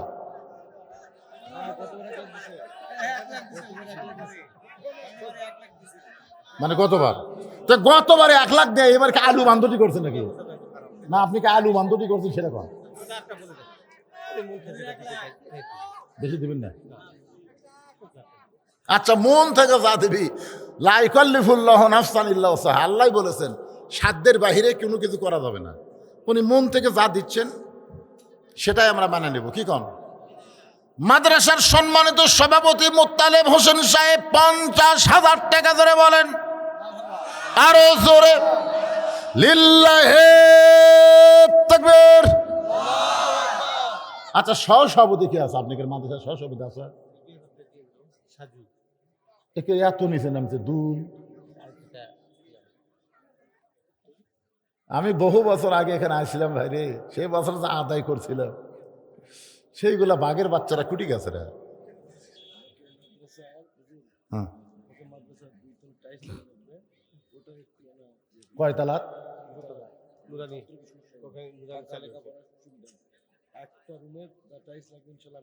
আপনি দিবেন তাহলে কয় রুম? হ্যাঁ 3টা রুমের মধ্যে দোতলার 3টা রুমকে টাইলস করা লাগবে। 1 রুমের যত টাইলস লাগবে সব আমার এই কচি ভাই দান করবে। নাম কি ভাইয়ের নাম কি? ফিরোজ সাহেব। একটা ঘরের যত টাইলস লাগবে সব টাইলস দান করবে। ধরে বলেন মারহাবা। আপনারা কি মনে করছেন এক ঘরের টাইলসের দাম কত? কি মনে করছেন যে ভাই মারহাবা দিচ্ছেন মনে করছেন 5,000 টাকা? 5,000 দেখা যাচ্ছে সভাপতির চাইতে বেশি টাকা লাগছে। তো কত? তার বেশি লাগতে পারে, 50 বেশি লাগবে না? 50,000-এরও বেশি লাগবার পারে। সমস্ত টাইলস এক ঘরের যা লাগবে সব দিয়ে দিবে। তার জন্য আমরা প্রাণ খুলে দোয়া করব, মাদ্রাসাকে সুন্দর করে দিল আল্লাহ, তার ঈমান আমলকে সুন্দর করে দেখ। জোরে করে আমিন। তার আপনজন যারা কবরে গেছে আল্লাহ তাদের কবরকে জান্নাতের টুকরা বানায় দেখ। সবাই বলে আমিন। আপনি একটা ঘরের দেন তো মাশাআল্লাহ।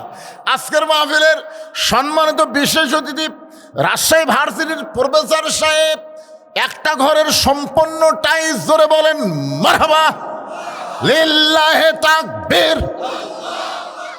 তাহলে 3 ঘরের মধ্যে 2টার হয়ে গেছে, আর একটা বাকি। এই মাদ্রাসার সেক্রেটারি কোথায় রে? মাদ্রাসার সেক্রেটারি আদায় পরে করো বাবা, আগে তুমি দাও। এক ঘরে টাইলস দেওয়া লাগবে। কি করো? এর একটা কাম হলো, আমার কয় হুজুর আগে টাইলস আদায় করো। টাইলস আদায় করতে 1 মিনিট লাগলো না। এক ঘর সেক্রেটারি হয়ে গেল। কি? মোহাম্মদ সুমন ইসলাম একটা ঘরের পুরোপুরি টাইলস। ধরে বলেন মারহাবা। আপনারা কি মনে করতেন টাইলস খালি এমনি ফেলাতে ধুলি লাগবি না অক্সিমেন্ট দিয়ে লাগান লাগবে? তাহলে 3 ঘরে যত বস্তা সিমেন্ট লাগবে 1 জন দিবেন না 3 জন দিবেন? কিসের হয়ে গেছে তো 3 ঘর। এই কুটি আছে রে পাগলা, 3 ঘর হয়ে গেছে। 3 ঘরে টাইলস লাগানোর সিমেন্ট 1 জন দিবেন না 3 জন দিবেন? এই মাদ্রাসার কেশিয়ার কে রে? এই মাদ্রাসার এই টাকা টুকা লিবি সে কে রে? এই মালটাকে কেশিয়ার সাহেব আসেন তো দিকে। আপনি 3 ঘরের দিবেন না 1 ঘরের দিবেন, যা সিমেন্ট লাগবে, টাইলস আর সিমেন্ট বেশি লাগে না। না সেটা একটু কম বাড়ে, আদা এটা 1 ঘর, 1 ঘর না 3 ঘর। একটা দোয়া করা, দোয়া বুঝছেন না আপনি, কি বুঝতেছেন? এগুলো মারে প্রতি দান করলে তো দিবহানি, মানে কি দিবহানি, তাহলে আমাকে ওয়াজ বাদ দিয়ে চাওয়ার কি দরকার, দিবহানি। কেশর সাহেব বলেন 1 ঘরত কর দিয়ে সিমেন্ট লাগবে কয় বস্তা? কে দিল? ও কেশর দিল। ও আমি মনে করি ওর থেকেও দিল।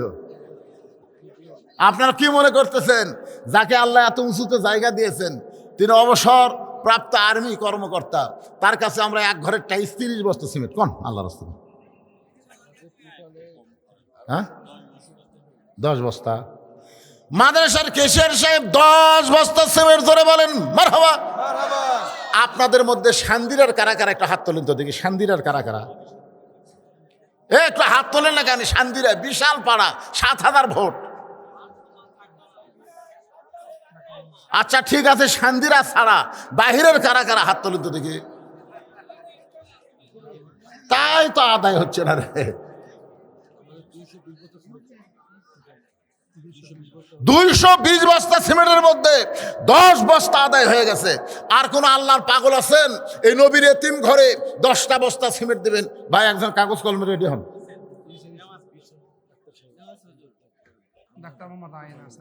ডাক্তার মোহাম্মদ আইন সাহেব কোথায়? কোন ভাই কোন? এই তো মাশাআল্লাহ, মনে হচ্ছে দেওয়ার মতন কোনো জুলুমই হলো না, ফুস করে হাসি মুখে কয়ে দিল 10 বস্তা। তাহলে হয়ে গেল আর একজন ডাক্তার সাহেব আইন ভাই, উনি 10 বস্তা সিমেন্ট ধরে বলেন মারহাবা। আমাদের সভাপতি সাহেবের ছেলে তামজিদ হাসান ডলার, উনি হচ্ছে একরকমের সিমেন্ট দিবেন। এই তা আপনার ছেলে কি করে? বাপের চাইতে বেটাই বলে। মাশাআল্লাহ, আজকের মাদ্রাসার মাহফিলের সম্মানিত সভাপতি সাহেবের ছেলে 1 ঘরে যত সিমেন্ট লাগবে টাইলস লাগানো সব সিমেন্ট দান করবে, ধরে গান মারহাবা। মাশাআল্লাহ, 2-3 ঘরের মধ্যে 1 ঘর হয়ে গেল। এরা আপনাকে সিয়ারত যারা বসে আছেন এরা কোন গ্রামের লোক রে? 5টা বস্তা সিমেন্ট দেওয়ার লোক নাই, হাত তোলে কন্ত হুজুর। এই যে বলা মাত্র দেখছেন, ভাইয়ের নাম কি? রেজাউল ভাই 5 বস্তা সিমেন্ট ধরে গান মারহাবা। এই সবাই একটু মারহাবা করবে, বড় তাড়াতাড়ি আদায় হবে। আমার ভাইয়ের নাম কি? শহীদুল ইসলাম ভাই যেন আমার 5 বস্তা সিমেন্ট দান করবে, আল্লাহ তার দানকে কবুল কর, আল্লাহুম্মা আমিন। এই মায়েদের মধ্যে কার আদায় করতেছে? মায়েদের টাকার বস্তা দেখাই ওয়াজ শুরু হবে ইনশাল্লাহ। আর ভিতরে যে আদায় করলেন তো বাক্সর মধ্যে বোঝা গেল না। সহ সেক্রেটারি মাদ্রাসার বাপ্পি ইসলাম 5 বস্তা সিমেন্ট দান করবে, আল্লাহ তার দানকে কবুল করেন, জোরে সোরে বলে আল্লাহুম্মা আমিন। বলেন বলেন আর যারা আছে, এই যে এই বিজ্ঞাপনে যে সভাপতি সাহেব এতগুলো নাম দিয়েছেন, এই যে দেখেন তো খালি সিরিয়াল, এইগুলো দান করলে মাদ্রাসা। ইমদাদুল ইসলাম 10 বস্তা সিমেন্ট ধরে বলেন মারহাবা। আল্লাহ তোমার বান্দা ইমদাদুল ইসলাম 10 বস্তা সিমেন্ট দান। ওই যে একটু খাড়া হন তো বাদান, ওর নাম কি? মোস্তাফিজুর রহমান টুকু সাহেব 5 বস্তা সিমেন্ট ধরে বলেন মারহাবা। কেন আপনাদের মধ্যে কারো মন চায় না? ওটাও তো টুকু লেখছেন, তার দোয়া করে নেবেন না। ইসমাইল খান টুকু সাহেব 5 বস্তা সিমেন্ট দান করবে, আল্লাহ তার দানকে কবুল করেন। মরহুম সেকেন্দার সর্দার পশ্চিমপাড়া 10 বস্তা সিমেন্ট। মরহুম সেকেন্দার সর্দার, মরহুম সেকেন্দারের সর্দারের পক্ষে কে দান করলো তার নাম কওয়া লাগবে? মোহাম্মদ শাকিল সর্দার। মোহাম্মদ শাকিল সর্দার 10 বস্তা সিমেন্ট দান করেছে, ধরে বলেন মারহাবা। লিটন কি দিল? লিটন বাবা যে আমার 5 বস্তা সিমেন্ট দান করেছে, আল্লাহ লিটনের দানকে আল্লাহ আপনি কবুল করেন, আল্লাহুম্মা আমিন। শেখ ফরিদ প্রবাসী 5 বস্তা সিমেন্ট দান করবে, আল্লাহ তার দান কবুল করেন, জোরে বলে আল্লাহুম্মা আমিন। আপনাকে হিসাব দেন, সিমেন্ট হয়ে গেলে আর বার বেশি নিলে কি হবে? হ্যাঁ কয় বস্তা বাবা? বাদল বাদল আল্লাহ তোমার বান্দা তোমার নবীর এতিম ঘরে টাইলস লাগানোর জন্য 5 বস্তা সিমেন্ট দান করবে, আল্লাহ তার দানকে কবুল করেন, আল্লাহুম্মা আমিন। আমি আপনাদের কাছে 100টা কোরআন শরীফ চাইছি, 100টা। 500 টাকা আছে, অথচ সবচেয়ে বড় দান নবীর মাদ্রাসা একটা কোরআন শরীফ দান করার মতো টাকা আপনাদের পকেটে নাই। খালি দান করেন একটা কোরআন, 1 বছর আপনাকে ডাক্তারের কাছে যাওয়া লাগবে না। রাসূল বলেছেন সাদকাতু তারুদ্দুল বালা, দান সাদকা করলে আল্লাহ বালা মুসিবতকে দূর করে দেয়। একটু মহব্বতের জিকির করেন, লা ইলাহা ইল্লাল্লাহ, লা ইলাহা। যারা চলে যাচ্ছে ওই ফাঁকের মধ্যে আপনি জায়গা পরিবর্তন করে বসেন, ওই ফাঁকের মধ্যে আপনার 2 জায়গা জান্নাতের সাক্ষী হবে। এক জায়গায় আপনি বসেছেন আর এক জায়গায় বসতেছেন, 2 জায়গা আপনার জান্নাতের সাক্ষী হবে। আর ধানের মতোই কিন্তু দেখতে চিটা পাতান সবসময় থাকতে পারে না, দেখবেন চিটা পাতান কিন্তু ধানের সাথেই থাকে। হ্যাঁ, এই আবার 4 গেল একেবারে, আর 1 বস্তা। মোহাম্মদ আলী 10 বস্তা সিমেন্ট দান করবে, আল্লাহ মোহাম্মদের দানকে আল্লাহ আপনি কবুল করেন, আল্লাহুম্মা আমিন। সাইলোর ফোরম্যান 5 বস্তা সিমেন্ট দান করবে, আল্লাহ তার দানকে কবুল করেন, আল্লাহুম্মা আমিন। কবুল করো, কবুল করো, মোদের কামনা দানকারীকে দিবেন জান্নাত, আল্লাহ নিরাশ করবেন না। আপনারা একজন ওটা শুরু করলে আর দেখা দেখি যত লোক উঠতেছে, আপনারা কি মনে করতেন যেই লোক আজকে প্রথম উঠলো এ আদায়ের সময়, দানের সময়, আখেরাতকে বিশ্বাসের সময়? আপনারা বলো তো, দান যে করে সে আখেরাতকে বিশ্বাস করে, করে কি করে না? আখেরাত, দুনিয়া তো পাচ্ছে না, আখেরাতে পাবে। আখেরাতের প্রতি বিশ্বাসী একটা আমল চলতেছে, আর সে আমলের সময় শয়তান আপনার গলা ধাক্কা দিয়ে যাচ্ছে, যান যান। আপনার মতন চিটা পাতান এখানে থাকে কোনো লাভ নাই। ধানের সঙ্গে চিটা পাতান ঠিকই থাকে, কিন্তু বাতাস দেওয়ার সময় থাকে, এ দরকার বাতাস দেওয়ার সময় থাকে, আদায় হচ্ছে বাতাস দেওয়ার মতন। চলে যাচ্ছেন, যান, অসুবিধা নাই। কে? হবিবুর রহমান বাবু 10 বস্তা সিমেন্ট দান করবে, আল্লাহ তার দানকে কবুল করেন। এখন যারা দিবেন ভাই আর নাম বলার দরকার নাই, আপনারা গোপনে গোপনে দান করেন, ইনশাল্লাহ যা সিমেন্ট পাওয়া গেছে টাইলস লাগান যাবে। এখন একটু জিকির করার পরে আমি সূরা আসর থেকে কয়টা বিষয় আপনাদের সামনে আলোচনা করতে চাই, সময় বেশি লাগবে না, একটু আল্লাহর জিকির করেন। এই যারা দাঁড়িয়ে আছেন এই সুযোগে বসেন না, কেন বসেন। একটা ছোট বাচ্চা হায়দার রহমান শিশির কোরআন শরীফ বাবদ 500 টাকা দান করেছে। হায়দার রহমান শিশিরের দানকে কবুল করেন।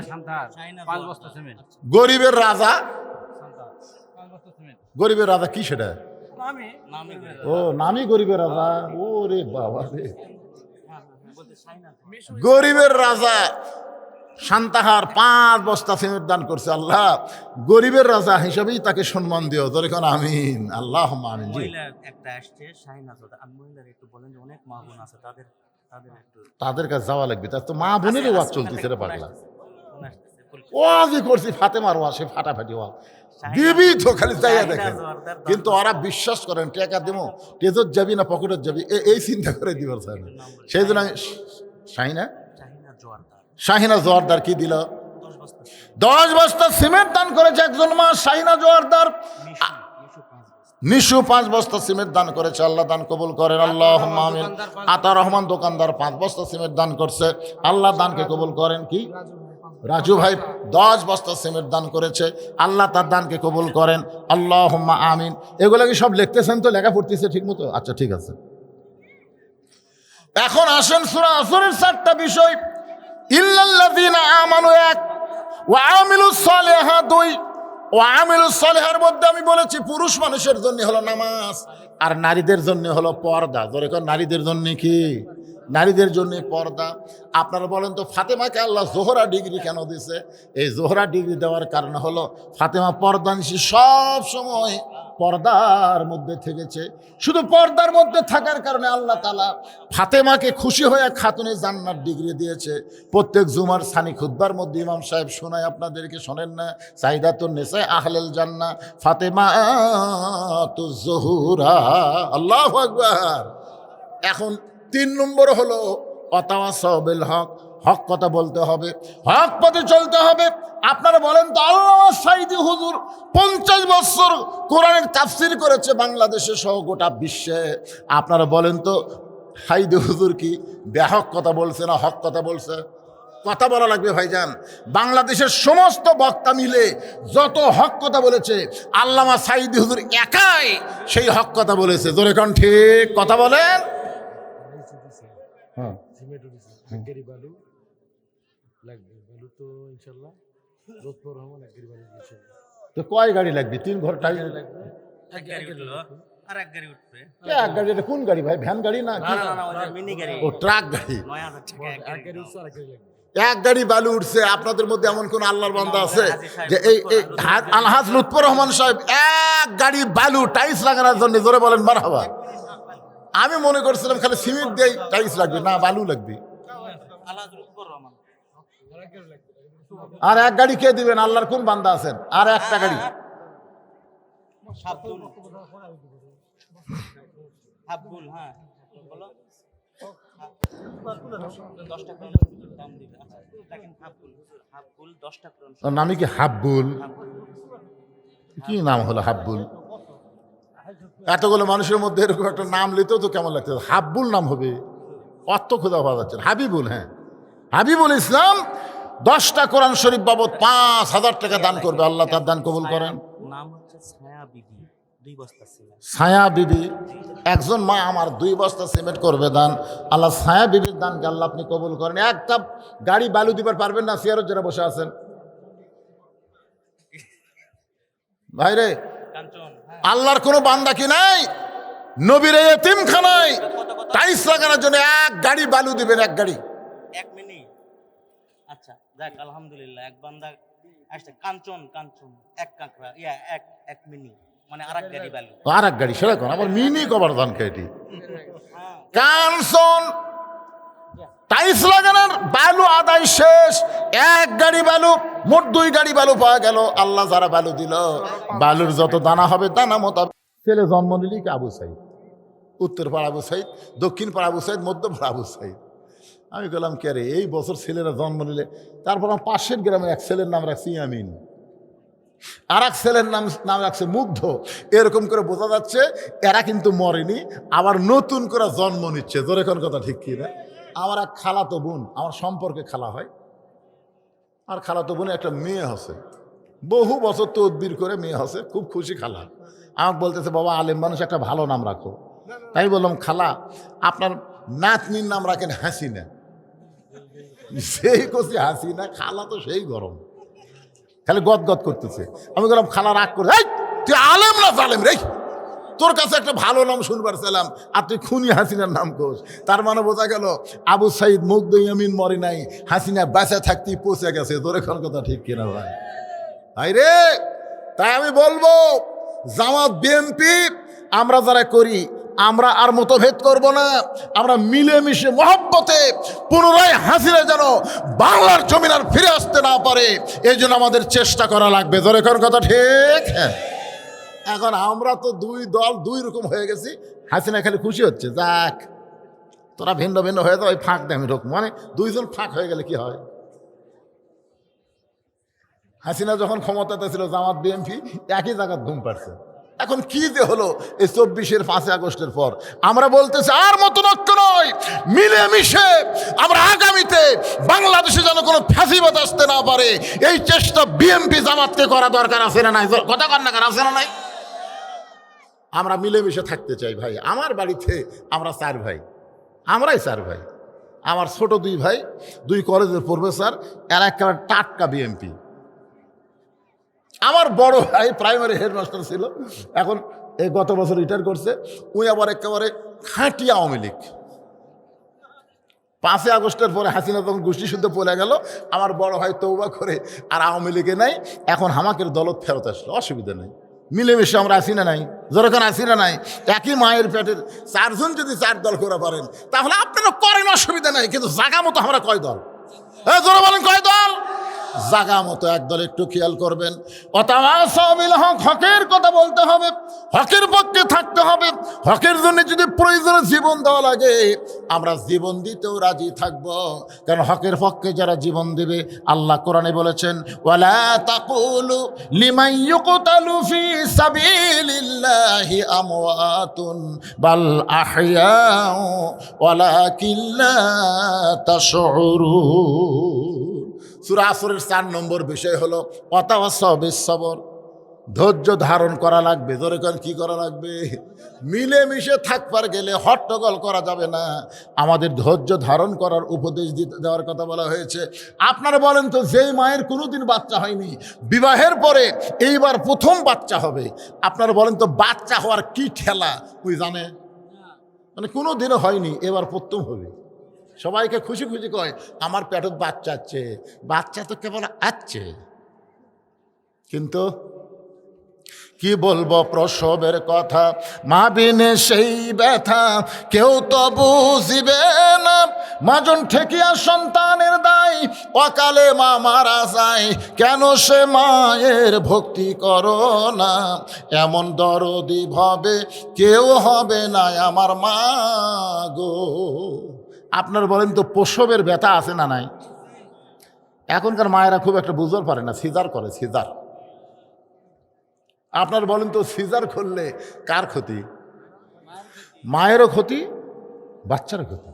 কারণ বাচ্চা যখন জন্ম নিবি তার 2 দিন আগেই যে নর্মালে 2 দিন পরে জন্ম নিত, কিন্তু মা অধৈর্য হওয়ার কারণে পেট কাটে, পেট কাটে দেখে বাচ্চা ঘুমের মধ্যে আছে।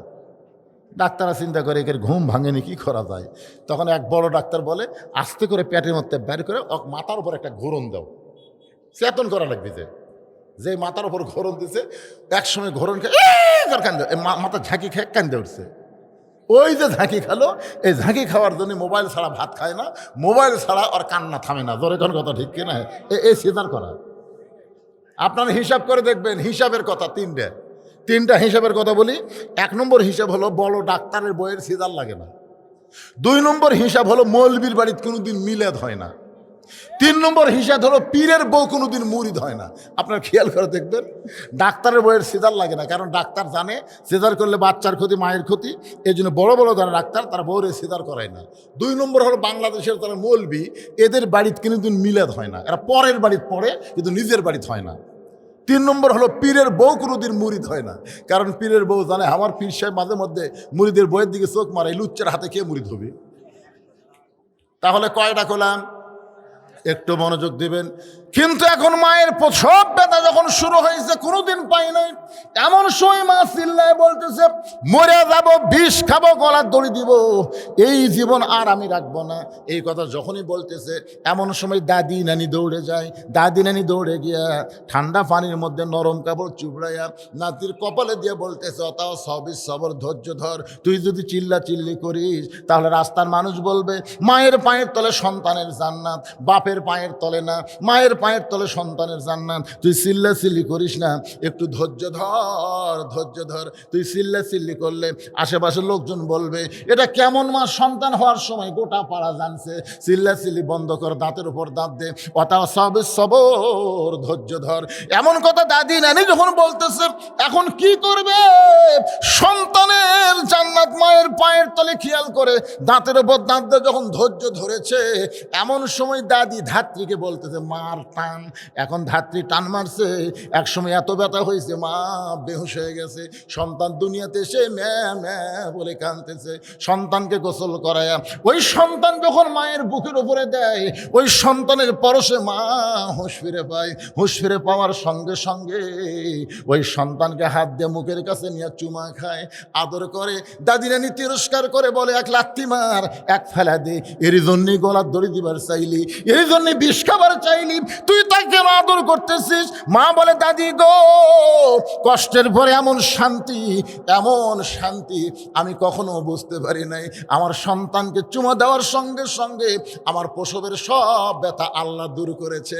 আমরা 15.5 বছর হাসিনার সময় প্রসব ব্যথার মতন কষ্ট পেয়েছি। জোরে কোন কথা ঠিক কি না? ওয়াজ করেছি টাঙ্গাইলে, সিরাজগঞ্জে রোডে আইছি। এমন সময় বউ মোবাইল করে বলতেছে আপনি এখন কোথায়? আমি করলাম রোডে 2 কেজি চমচম লিছি। বউ বলতেছে যতই চমচম নেন আসেন না। আমি কইলাম কেন? বলে সন্ধ্যা থেকে পুলিশ খুঁজতেছে, সন্ধ্যা থেকে আপনার পুলিশ খুঁজতেছে, পুলিশের গাড়ি খালি গেটের এদিকে যাচ্ছে এদিকে যাচ্ছে, আসেন না।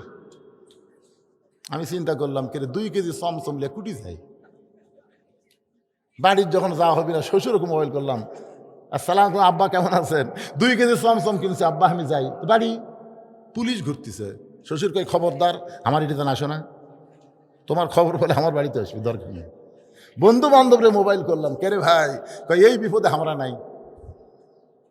গাড়ি জঙ্গলের মধ্যে থুয়ে আলুর বাগরের মধ্যে কম্বল পড়ে ঘুম পাড়ছি। কি মনে করছেন প্রসব বেদনার মতন কষ্ট আমাকে হয়নি? আমি ঘুমাইছি, তার পাশে এক বিএমপির ভাই, হুজুর কি খবর, ঠান্ডা লাগতেছে, তাহলে কম্বল দেই। কি মহব্বত, ওর এক কম্বল আমাকে দিল, 2 ভাই গলা ধরে ঘুম পাড়ি। রে কি দিন গেছে আমাকে রে।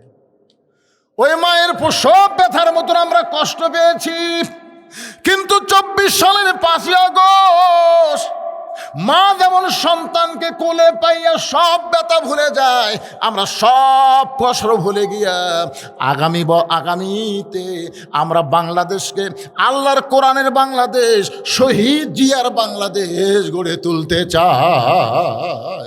কথা কন না কেন? শহীদ জিয়ার বাংলাদেশ দেখছেন আপনারা? আমি দেখছি রে ভাই, শহীদ জিয়া যখন বাংলাদেশের প্রেসিডেন্ট ছিল, নিজে হেঁটে হেঁটে সেই 7 মাথা থেকে মহাস্থান পর্যন্ত গেছে।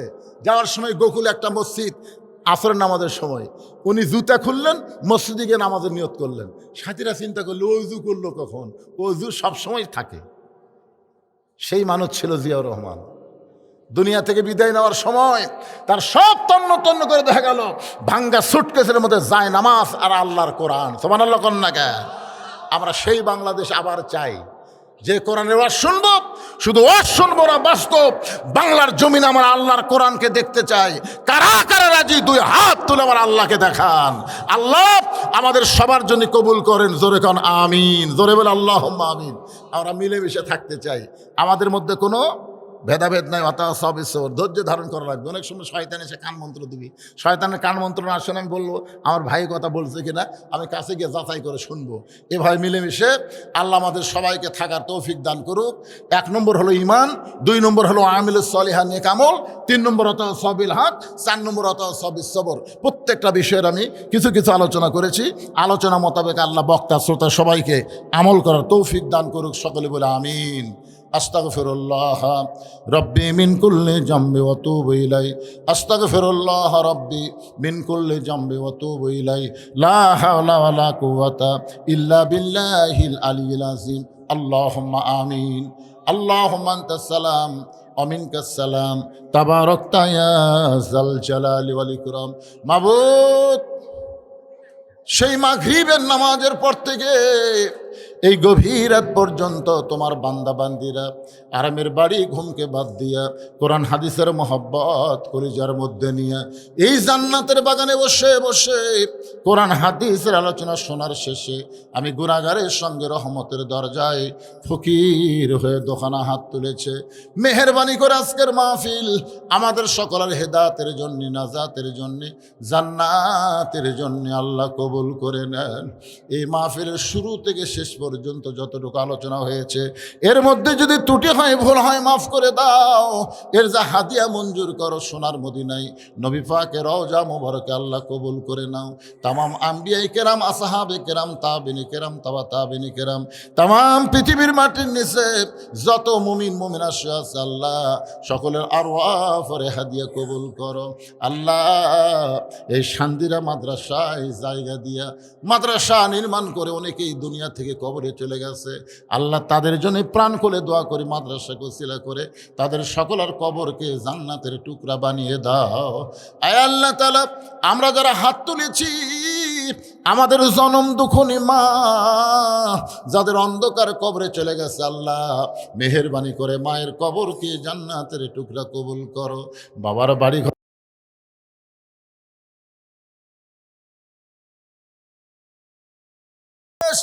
এক গাড়ি বালু, মোট 2 গাড়ি বালু পাওয়া গেল। আল্লাহ যারা বালু দিল, বালুর যত দানা হবে দানা মোতাবেক সব দিয়া দিবেন। জোরে কোন আমিন। সৌরভ 5 বস্তা সিমেন্ট, সৌরভ 5 বস্তা সিমেন্ট দান করবে। আর লিটন দিঘির 10 বস্তা সিমেন্ট। ছোট না লোটন দিঘির পর 10 বস্তা সিমেন্ট দান। এত সিমেন্ট আপনারা কি করবেন বলে আল্লাহ না পারে। ইয়া রওশন ইসলাম 2 বস্তা সিমেন্ট দান করবে। নওগাঁ মেরিস্ট 2 বস্তা। নগর মেরিস 2 বস্তা সিমেন্ট দান করবে। আল্লাহ কবুল করেন। গাড়ি বালি হয়েছে জিয়া বড় আঁকড়া, জিয়া বড় আখড়া থেকে আর এক গাড়ি বালু। জোরে কারণ আসলে শান্তির একটা বরকতে আলাদা। জিয়া চাওয়া লাগতেছে 2 গাড়ি, হয়ে গেল 3 গাড়ি। সিমেন্ট ইনশাল্লাহ অনেক হয়ে যাচ্ছে। টাইসও চাওয়া মাত্র 1 মিনিটের মধ্যে 3 ঘরের টাইস হয়ে গেছে। লাস্টে কয়া দেবে আরে হুজুর যে মাদ্রাসা মসজিদে একলাই করতেছে পৃথিবীর কার কাছ থেকে 1 টাকা দান দেওয়া হয় না। আমার ওখানে আর আপনাকে বেশি বেশি দেওয়া লাগবে, কিন্তু আমি চাই না। 10 মিলে মাদ্রাসা চালাচ্ছেন, আর আমার এই মাদ্রাসায় যারা দাওয়াত দিবার গেছেন তারা দেখাইছেন একা একা যে ওয়াজ করে টাকা পাই, সেই টাকা দিয়ে মসজিদ মাদ্রাসা এতিমখানা চালাই। বর্তমানে মাদ্রাসার এরিয়া হয়ে গেছে 235 শতক। প্রথম আসলে 6 শতক, এই কিনতে কিনতে এখন 235 শতক। আল্লাহ রাসূলের নামে ওয়াকফ করা। জোরে কোন সুবহানাল্লাহ। মা বোনদের যেখানে দিতে পারে। তো মা বোনেরা দিবার পর আপনারা জান না কেন? আমি তো বলছি তো। আচ্ছা, লোক আছে, মা বোনেরা দিয়ে দিবেন আল্লাহর রাস্তায়। এবার চলে আসেন 3 নম্বর বিষয় হলো ওয়াতাওয়াসাউ বিল হক। হক কথা বলতে হবে, হক পথে চলতে হবে। প্রয়োজন হলে হকের পক্ষে জীবন দেওয়া লাগবে।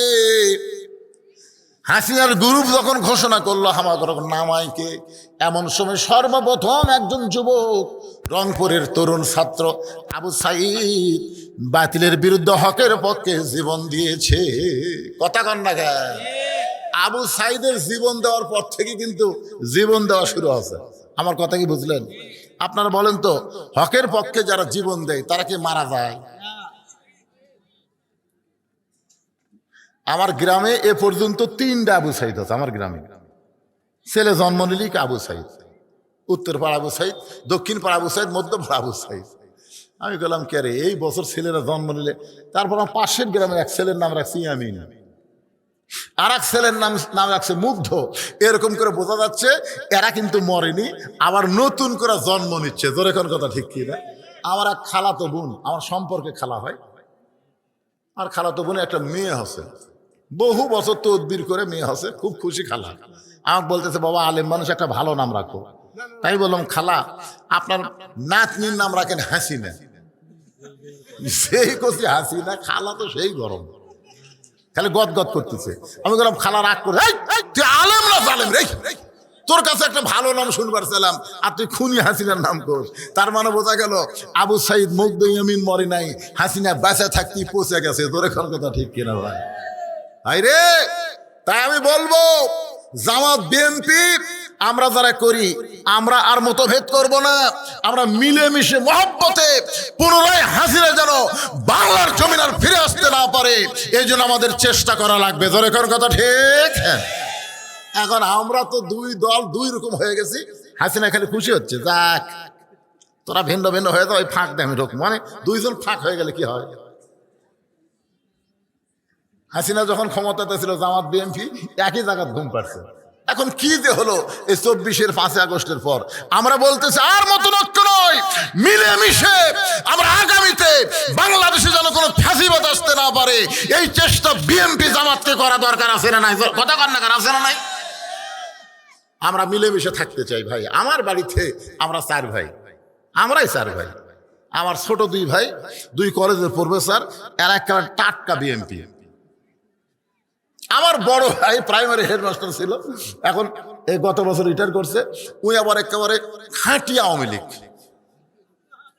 5 আগস্টের পরে হাসিনা তখন গোষ্ঠী শুদ্ধ পড়ে গেল, আমার বড় ভাই তওবা করে আর আওয়ামী লীগে নাই, এখন হামাকের দলত ফেরত আসলো। অসুবিধা নেই, মিলেমিশে আমরা আসি না নাই?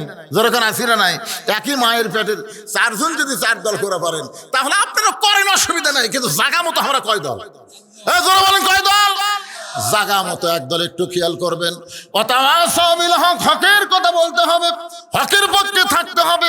হকের জন্য যদি প্রয়োজনে জীবন দেওয়া লাগে আমরা জীবন দিতেও রাজি থাকব, কারণ হকের পক্ষে যারা জীবন দিবে আল্লাহ কোরআনে বলেছেন ওয়ালা তাকুলু লিমান ইউকতালু ফি সাবিলিল্লাহি আমওয়াতুন বাল আহইয়াউ ওয়ালাকিন লা তাশউরুন।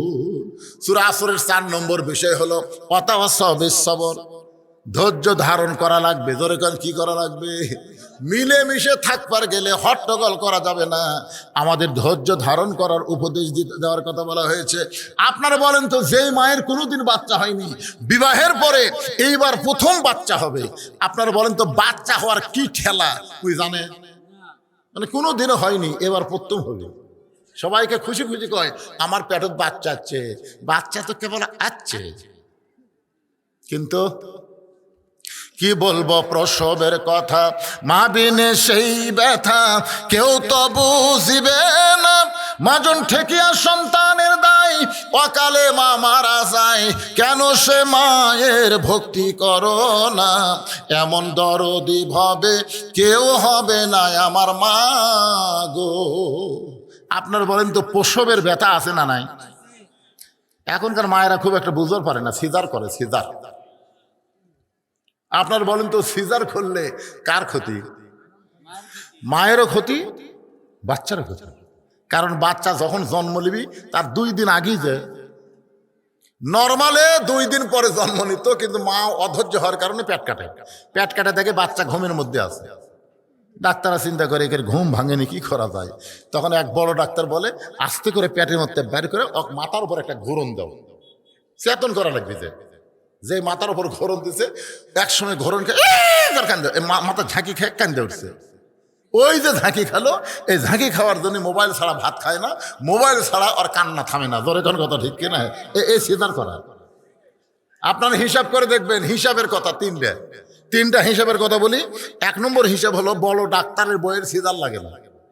2 নম্বর হিসাব হলো মৌলবীর বাড়িতে কোনোদিন মিলাদ হয় না। 3 নম্বর হিসাব হলো পীরের বউ কোনোদিন মুরিদ হয় না। আপনার খেয়াল করে দেখবেন, ডাক্তারের বইয়ের সিজার লাগে না, কারণ ডাক্তার জানে সিজার করলে বাচ্চার ক্ষতি, মায়ের ক্ষতি। এই জন্য বড় বড় যারা ডাক্তার তারা বউরে সিজার করায় না। 2 নম্বর হলো বাংলাদেশের যারা মৌলবি, এদের বাড়িতে কোনোদিন মিলাদ হয় না, এরা পরের বাড়িতে পড়ে কিন্তু নিজের বাড়িতে হয় না। 3 নম্বর হলো পীরের বউ কোনোদিন মুরিদ হয় না, কারণ পীরের বউ জানে আমার পীর সাহেব মাঝে মধ্যে মুরিদের বইয়ের দিকে চোখ মারে, লুচ্চার হাতে কে মুরিদ হবে? তাহলে কয়টা করলাম?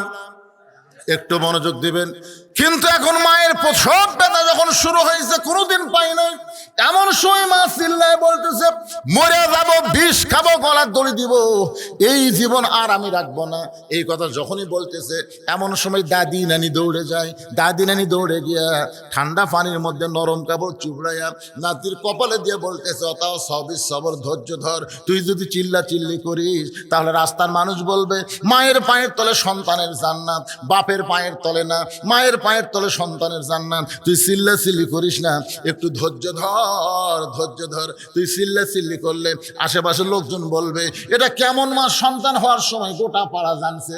চিল্লা চিল্লি বন্ধ কর, দাঁতের উপর দাঁত দে, অতাও সবে সবর, ধৈর্য ধর।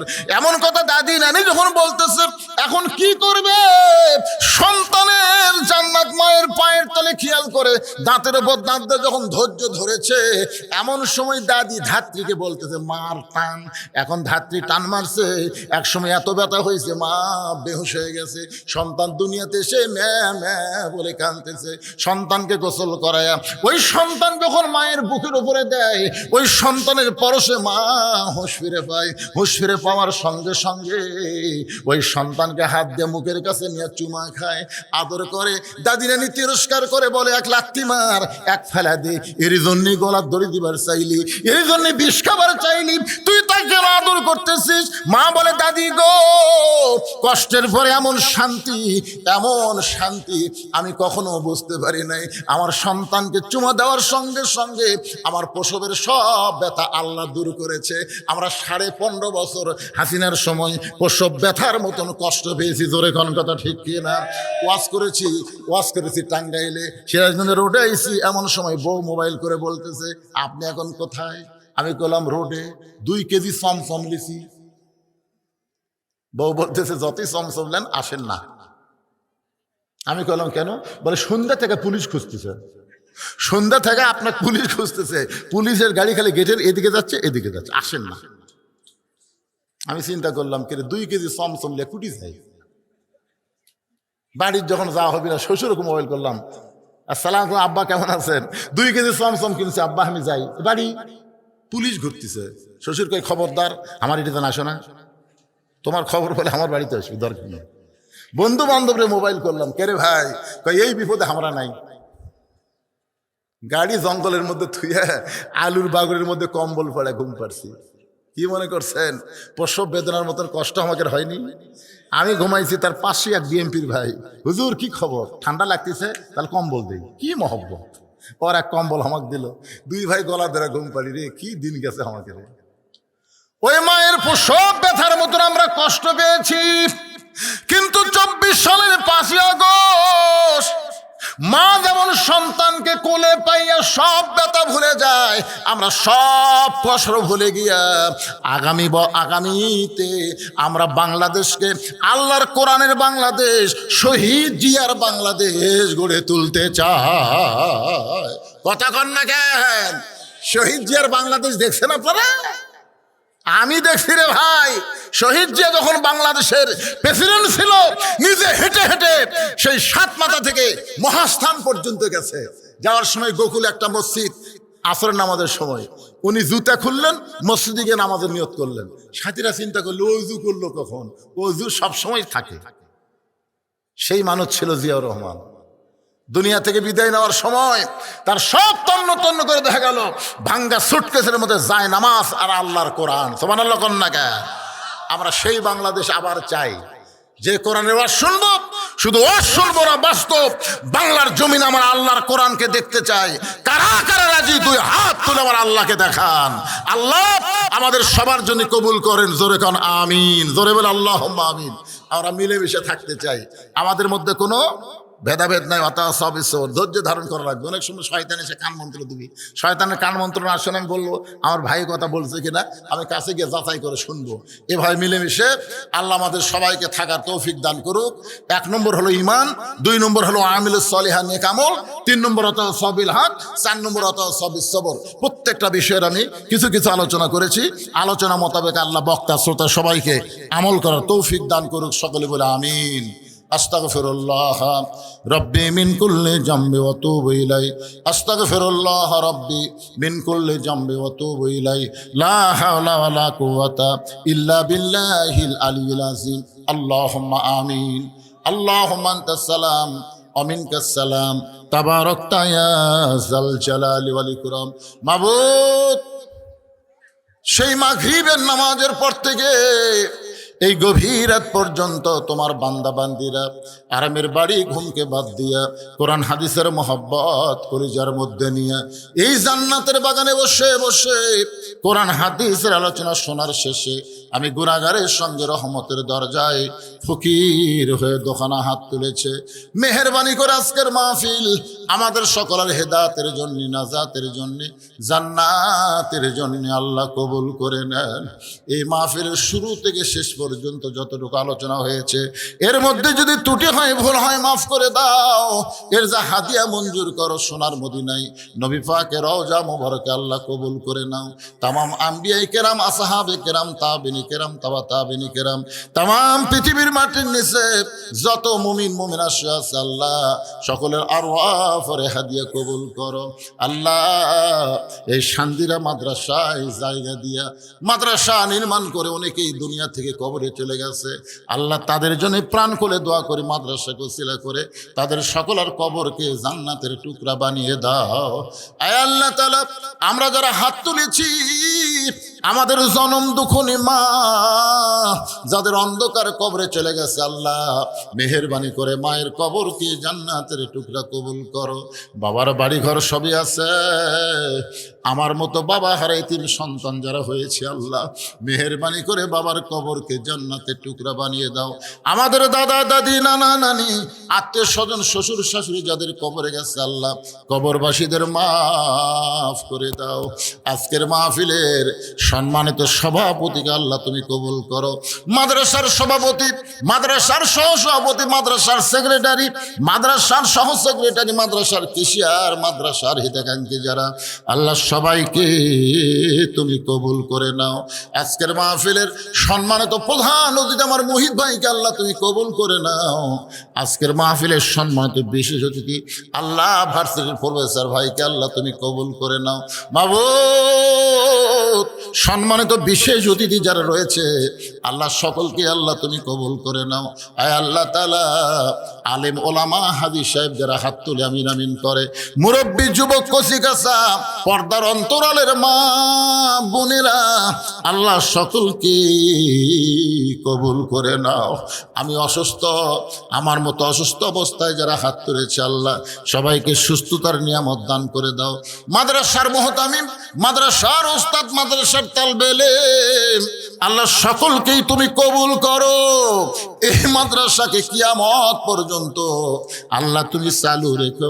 মাদ্রাসাকে অত্র এলাকার জন্য নূরের বাতি হিসেবে আল্লাহ তুমি কবুল করে নাও।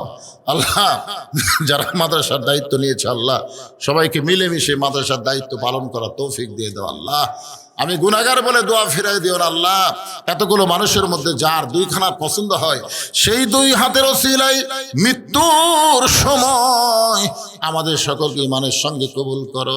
আল্লাহ দেশনেত্রী বেগম খালেদা জিয়া আল্লাহ সম্ভ্রান্ত একজন মা, আল্লাহ দেশনেত্রীকে আল্লাহ তুমি পুরাপুরি সুস্থতা দান করে দাও। ভাইজান বাংলাদেশের জন্য আপসের নেত্রী অসুস্থ অবস্থায় আছে, আমরা সবাই একটু প্রাণ খুলে তার জন্য দোয়া করি আল্লাহ তাকে পুরাপুরি সুস্থতা দান করো। সকলে বলে আমিন। সুবহান রাব্বিকা রাব্বিল ইজ্জাতি আম্মা ইয়াসিফুন ওয়া সালামুন আলাল মুরসালিন ওয়াজাল আখিরাতি কালিমাতুন ইনদাল মাউত। সকলে পড়েন লা ইলাহা ইল্লাল্লাহু মুহাম্মাদুর রাসূলুল্লাহ সাল্লাল্লাহু আলাইহি সাল্লাম। আসসালামু আলাইকুম ওয়া রাহমাতুল্লাহি ওয়া বারাকাতুহু।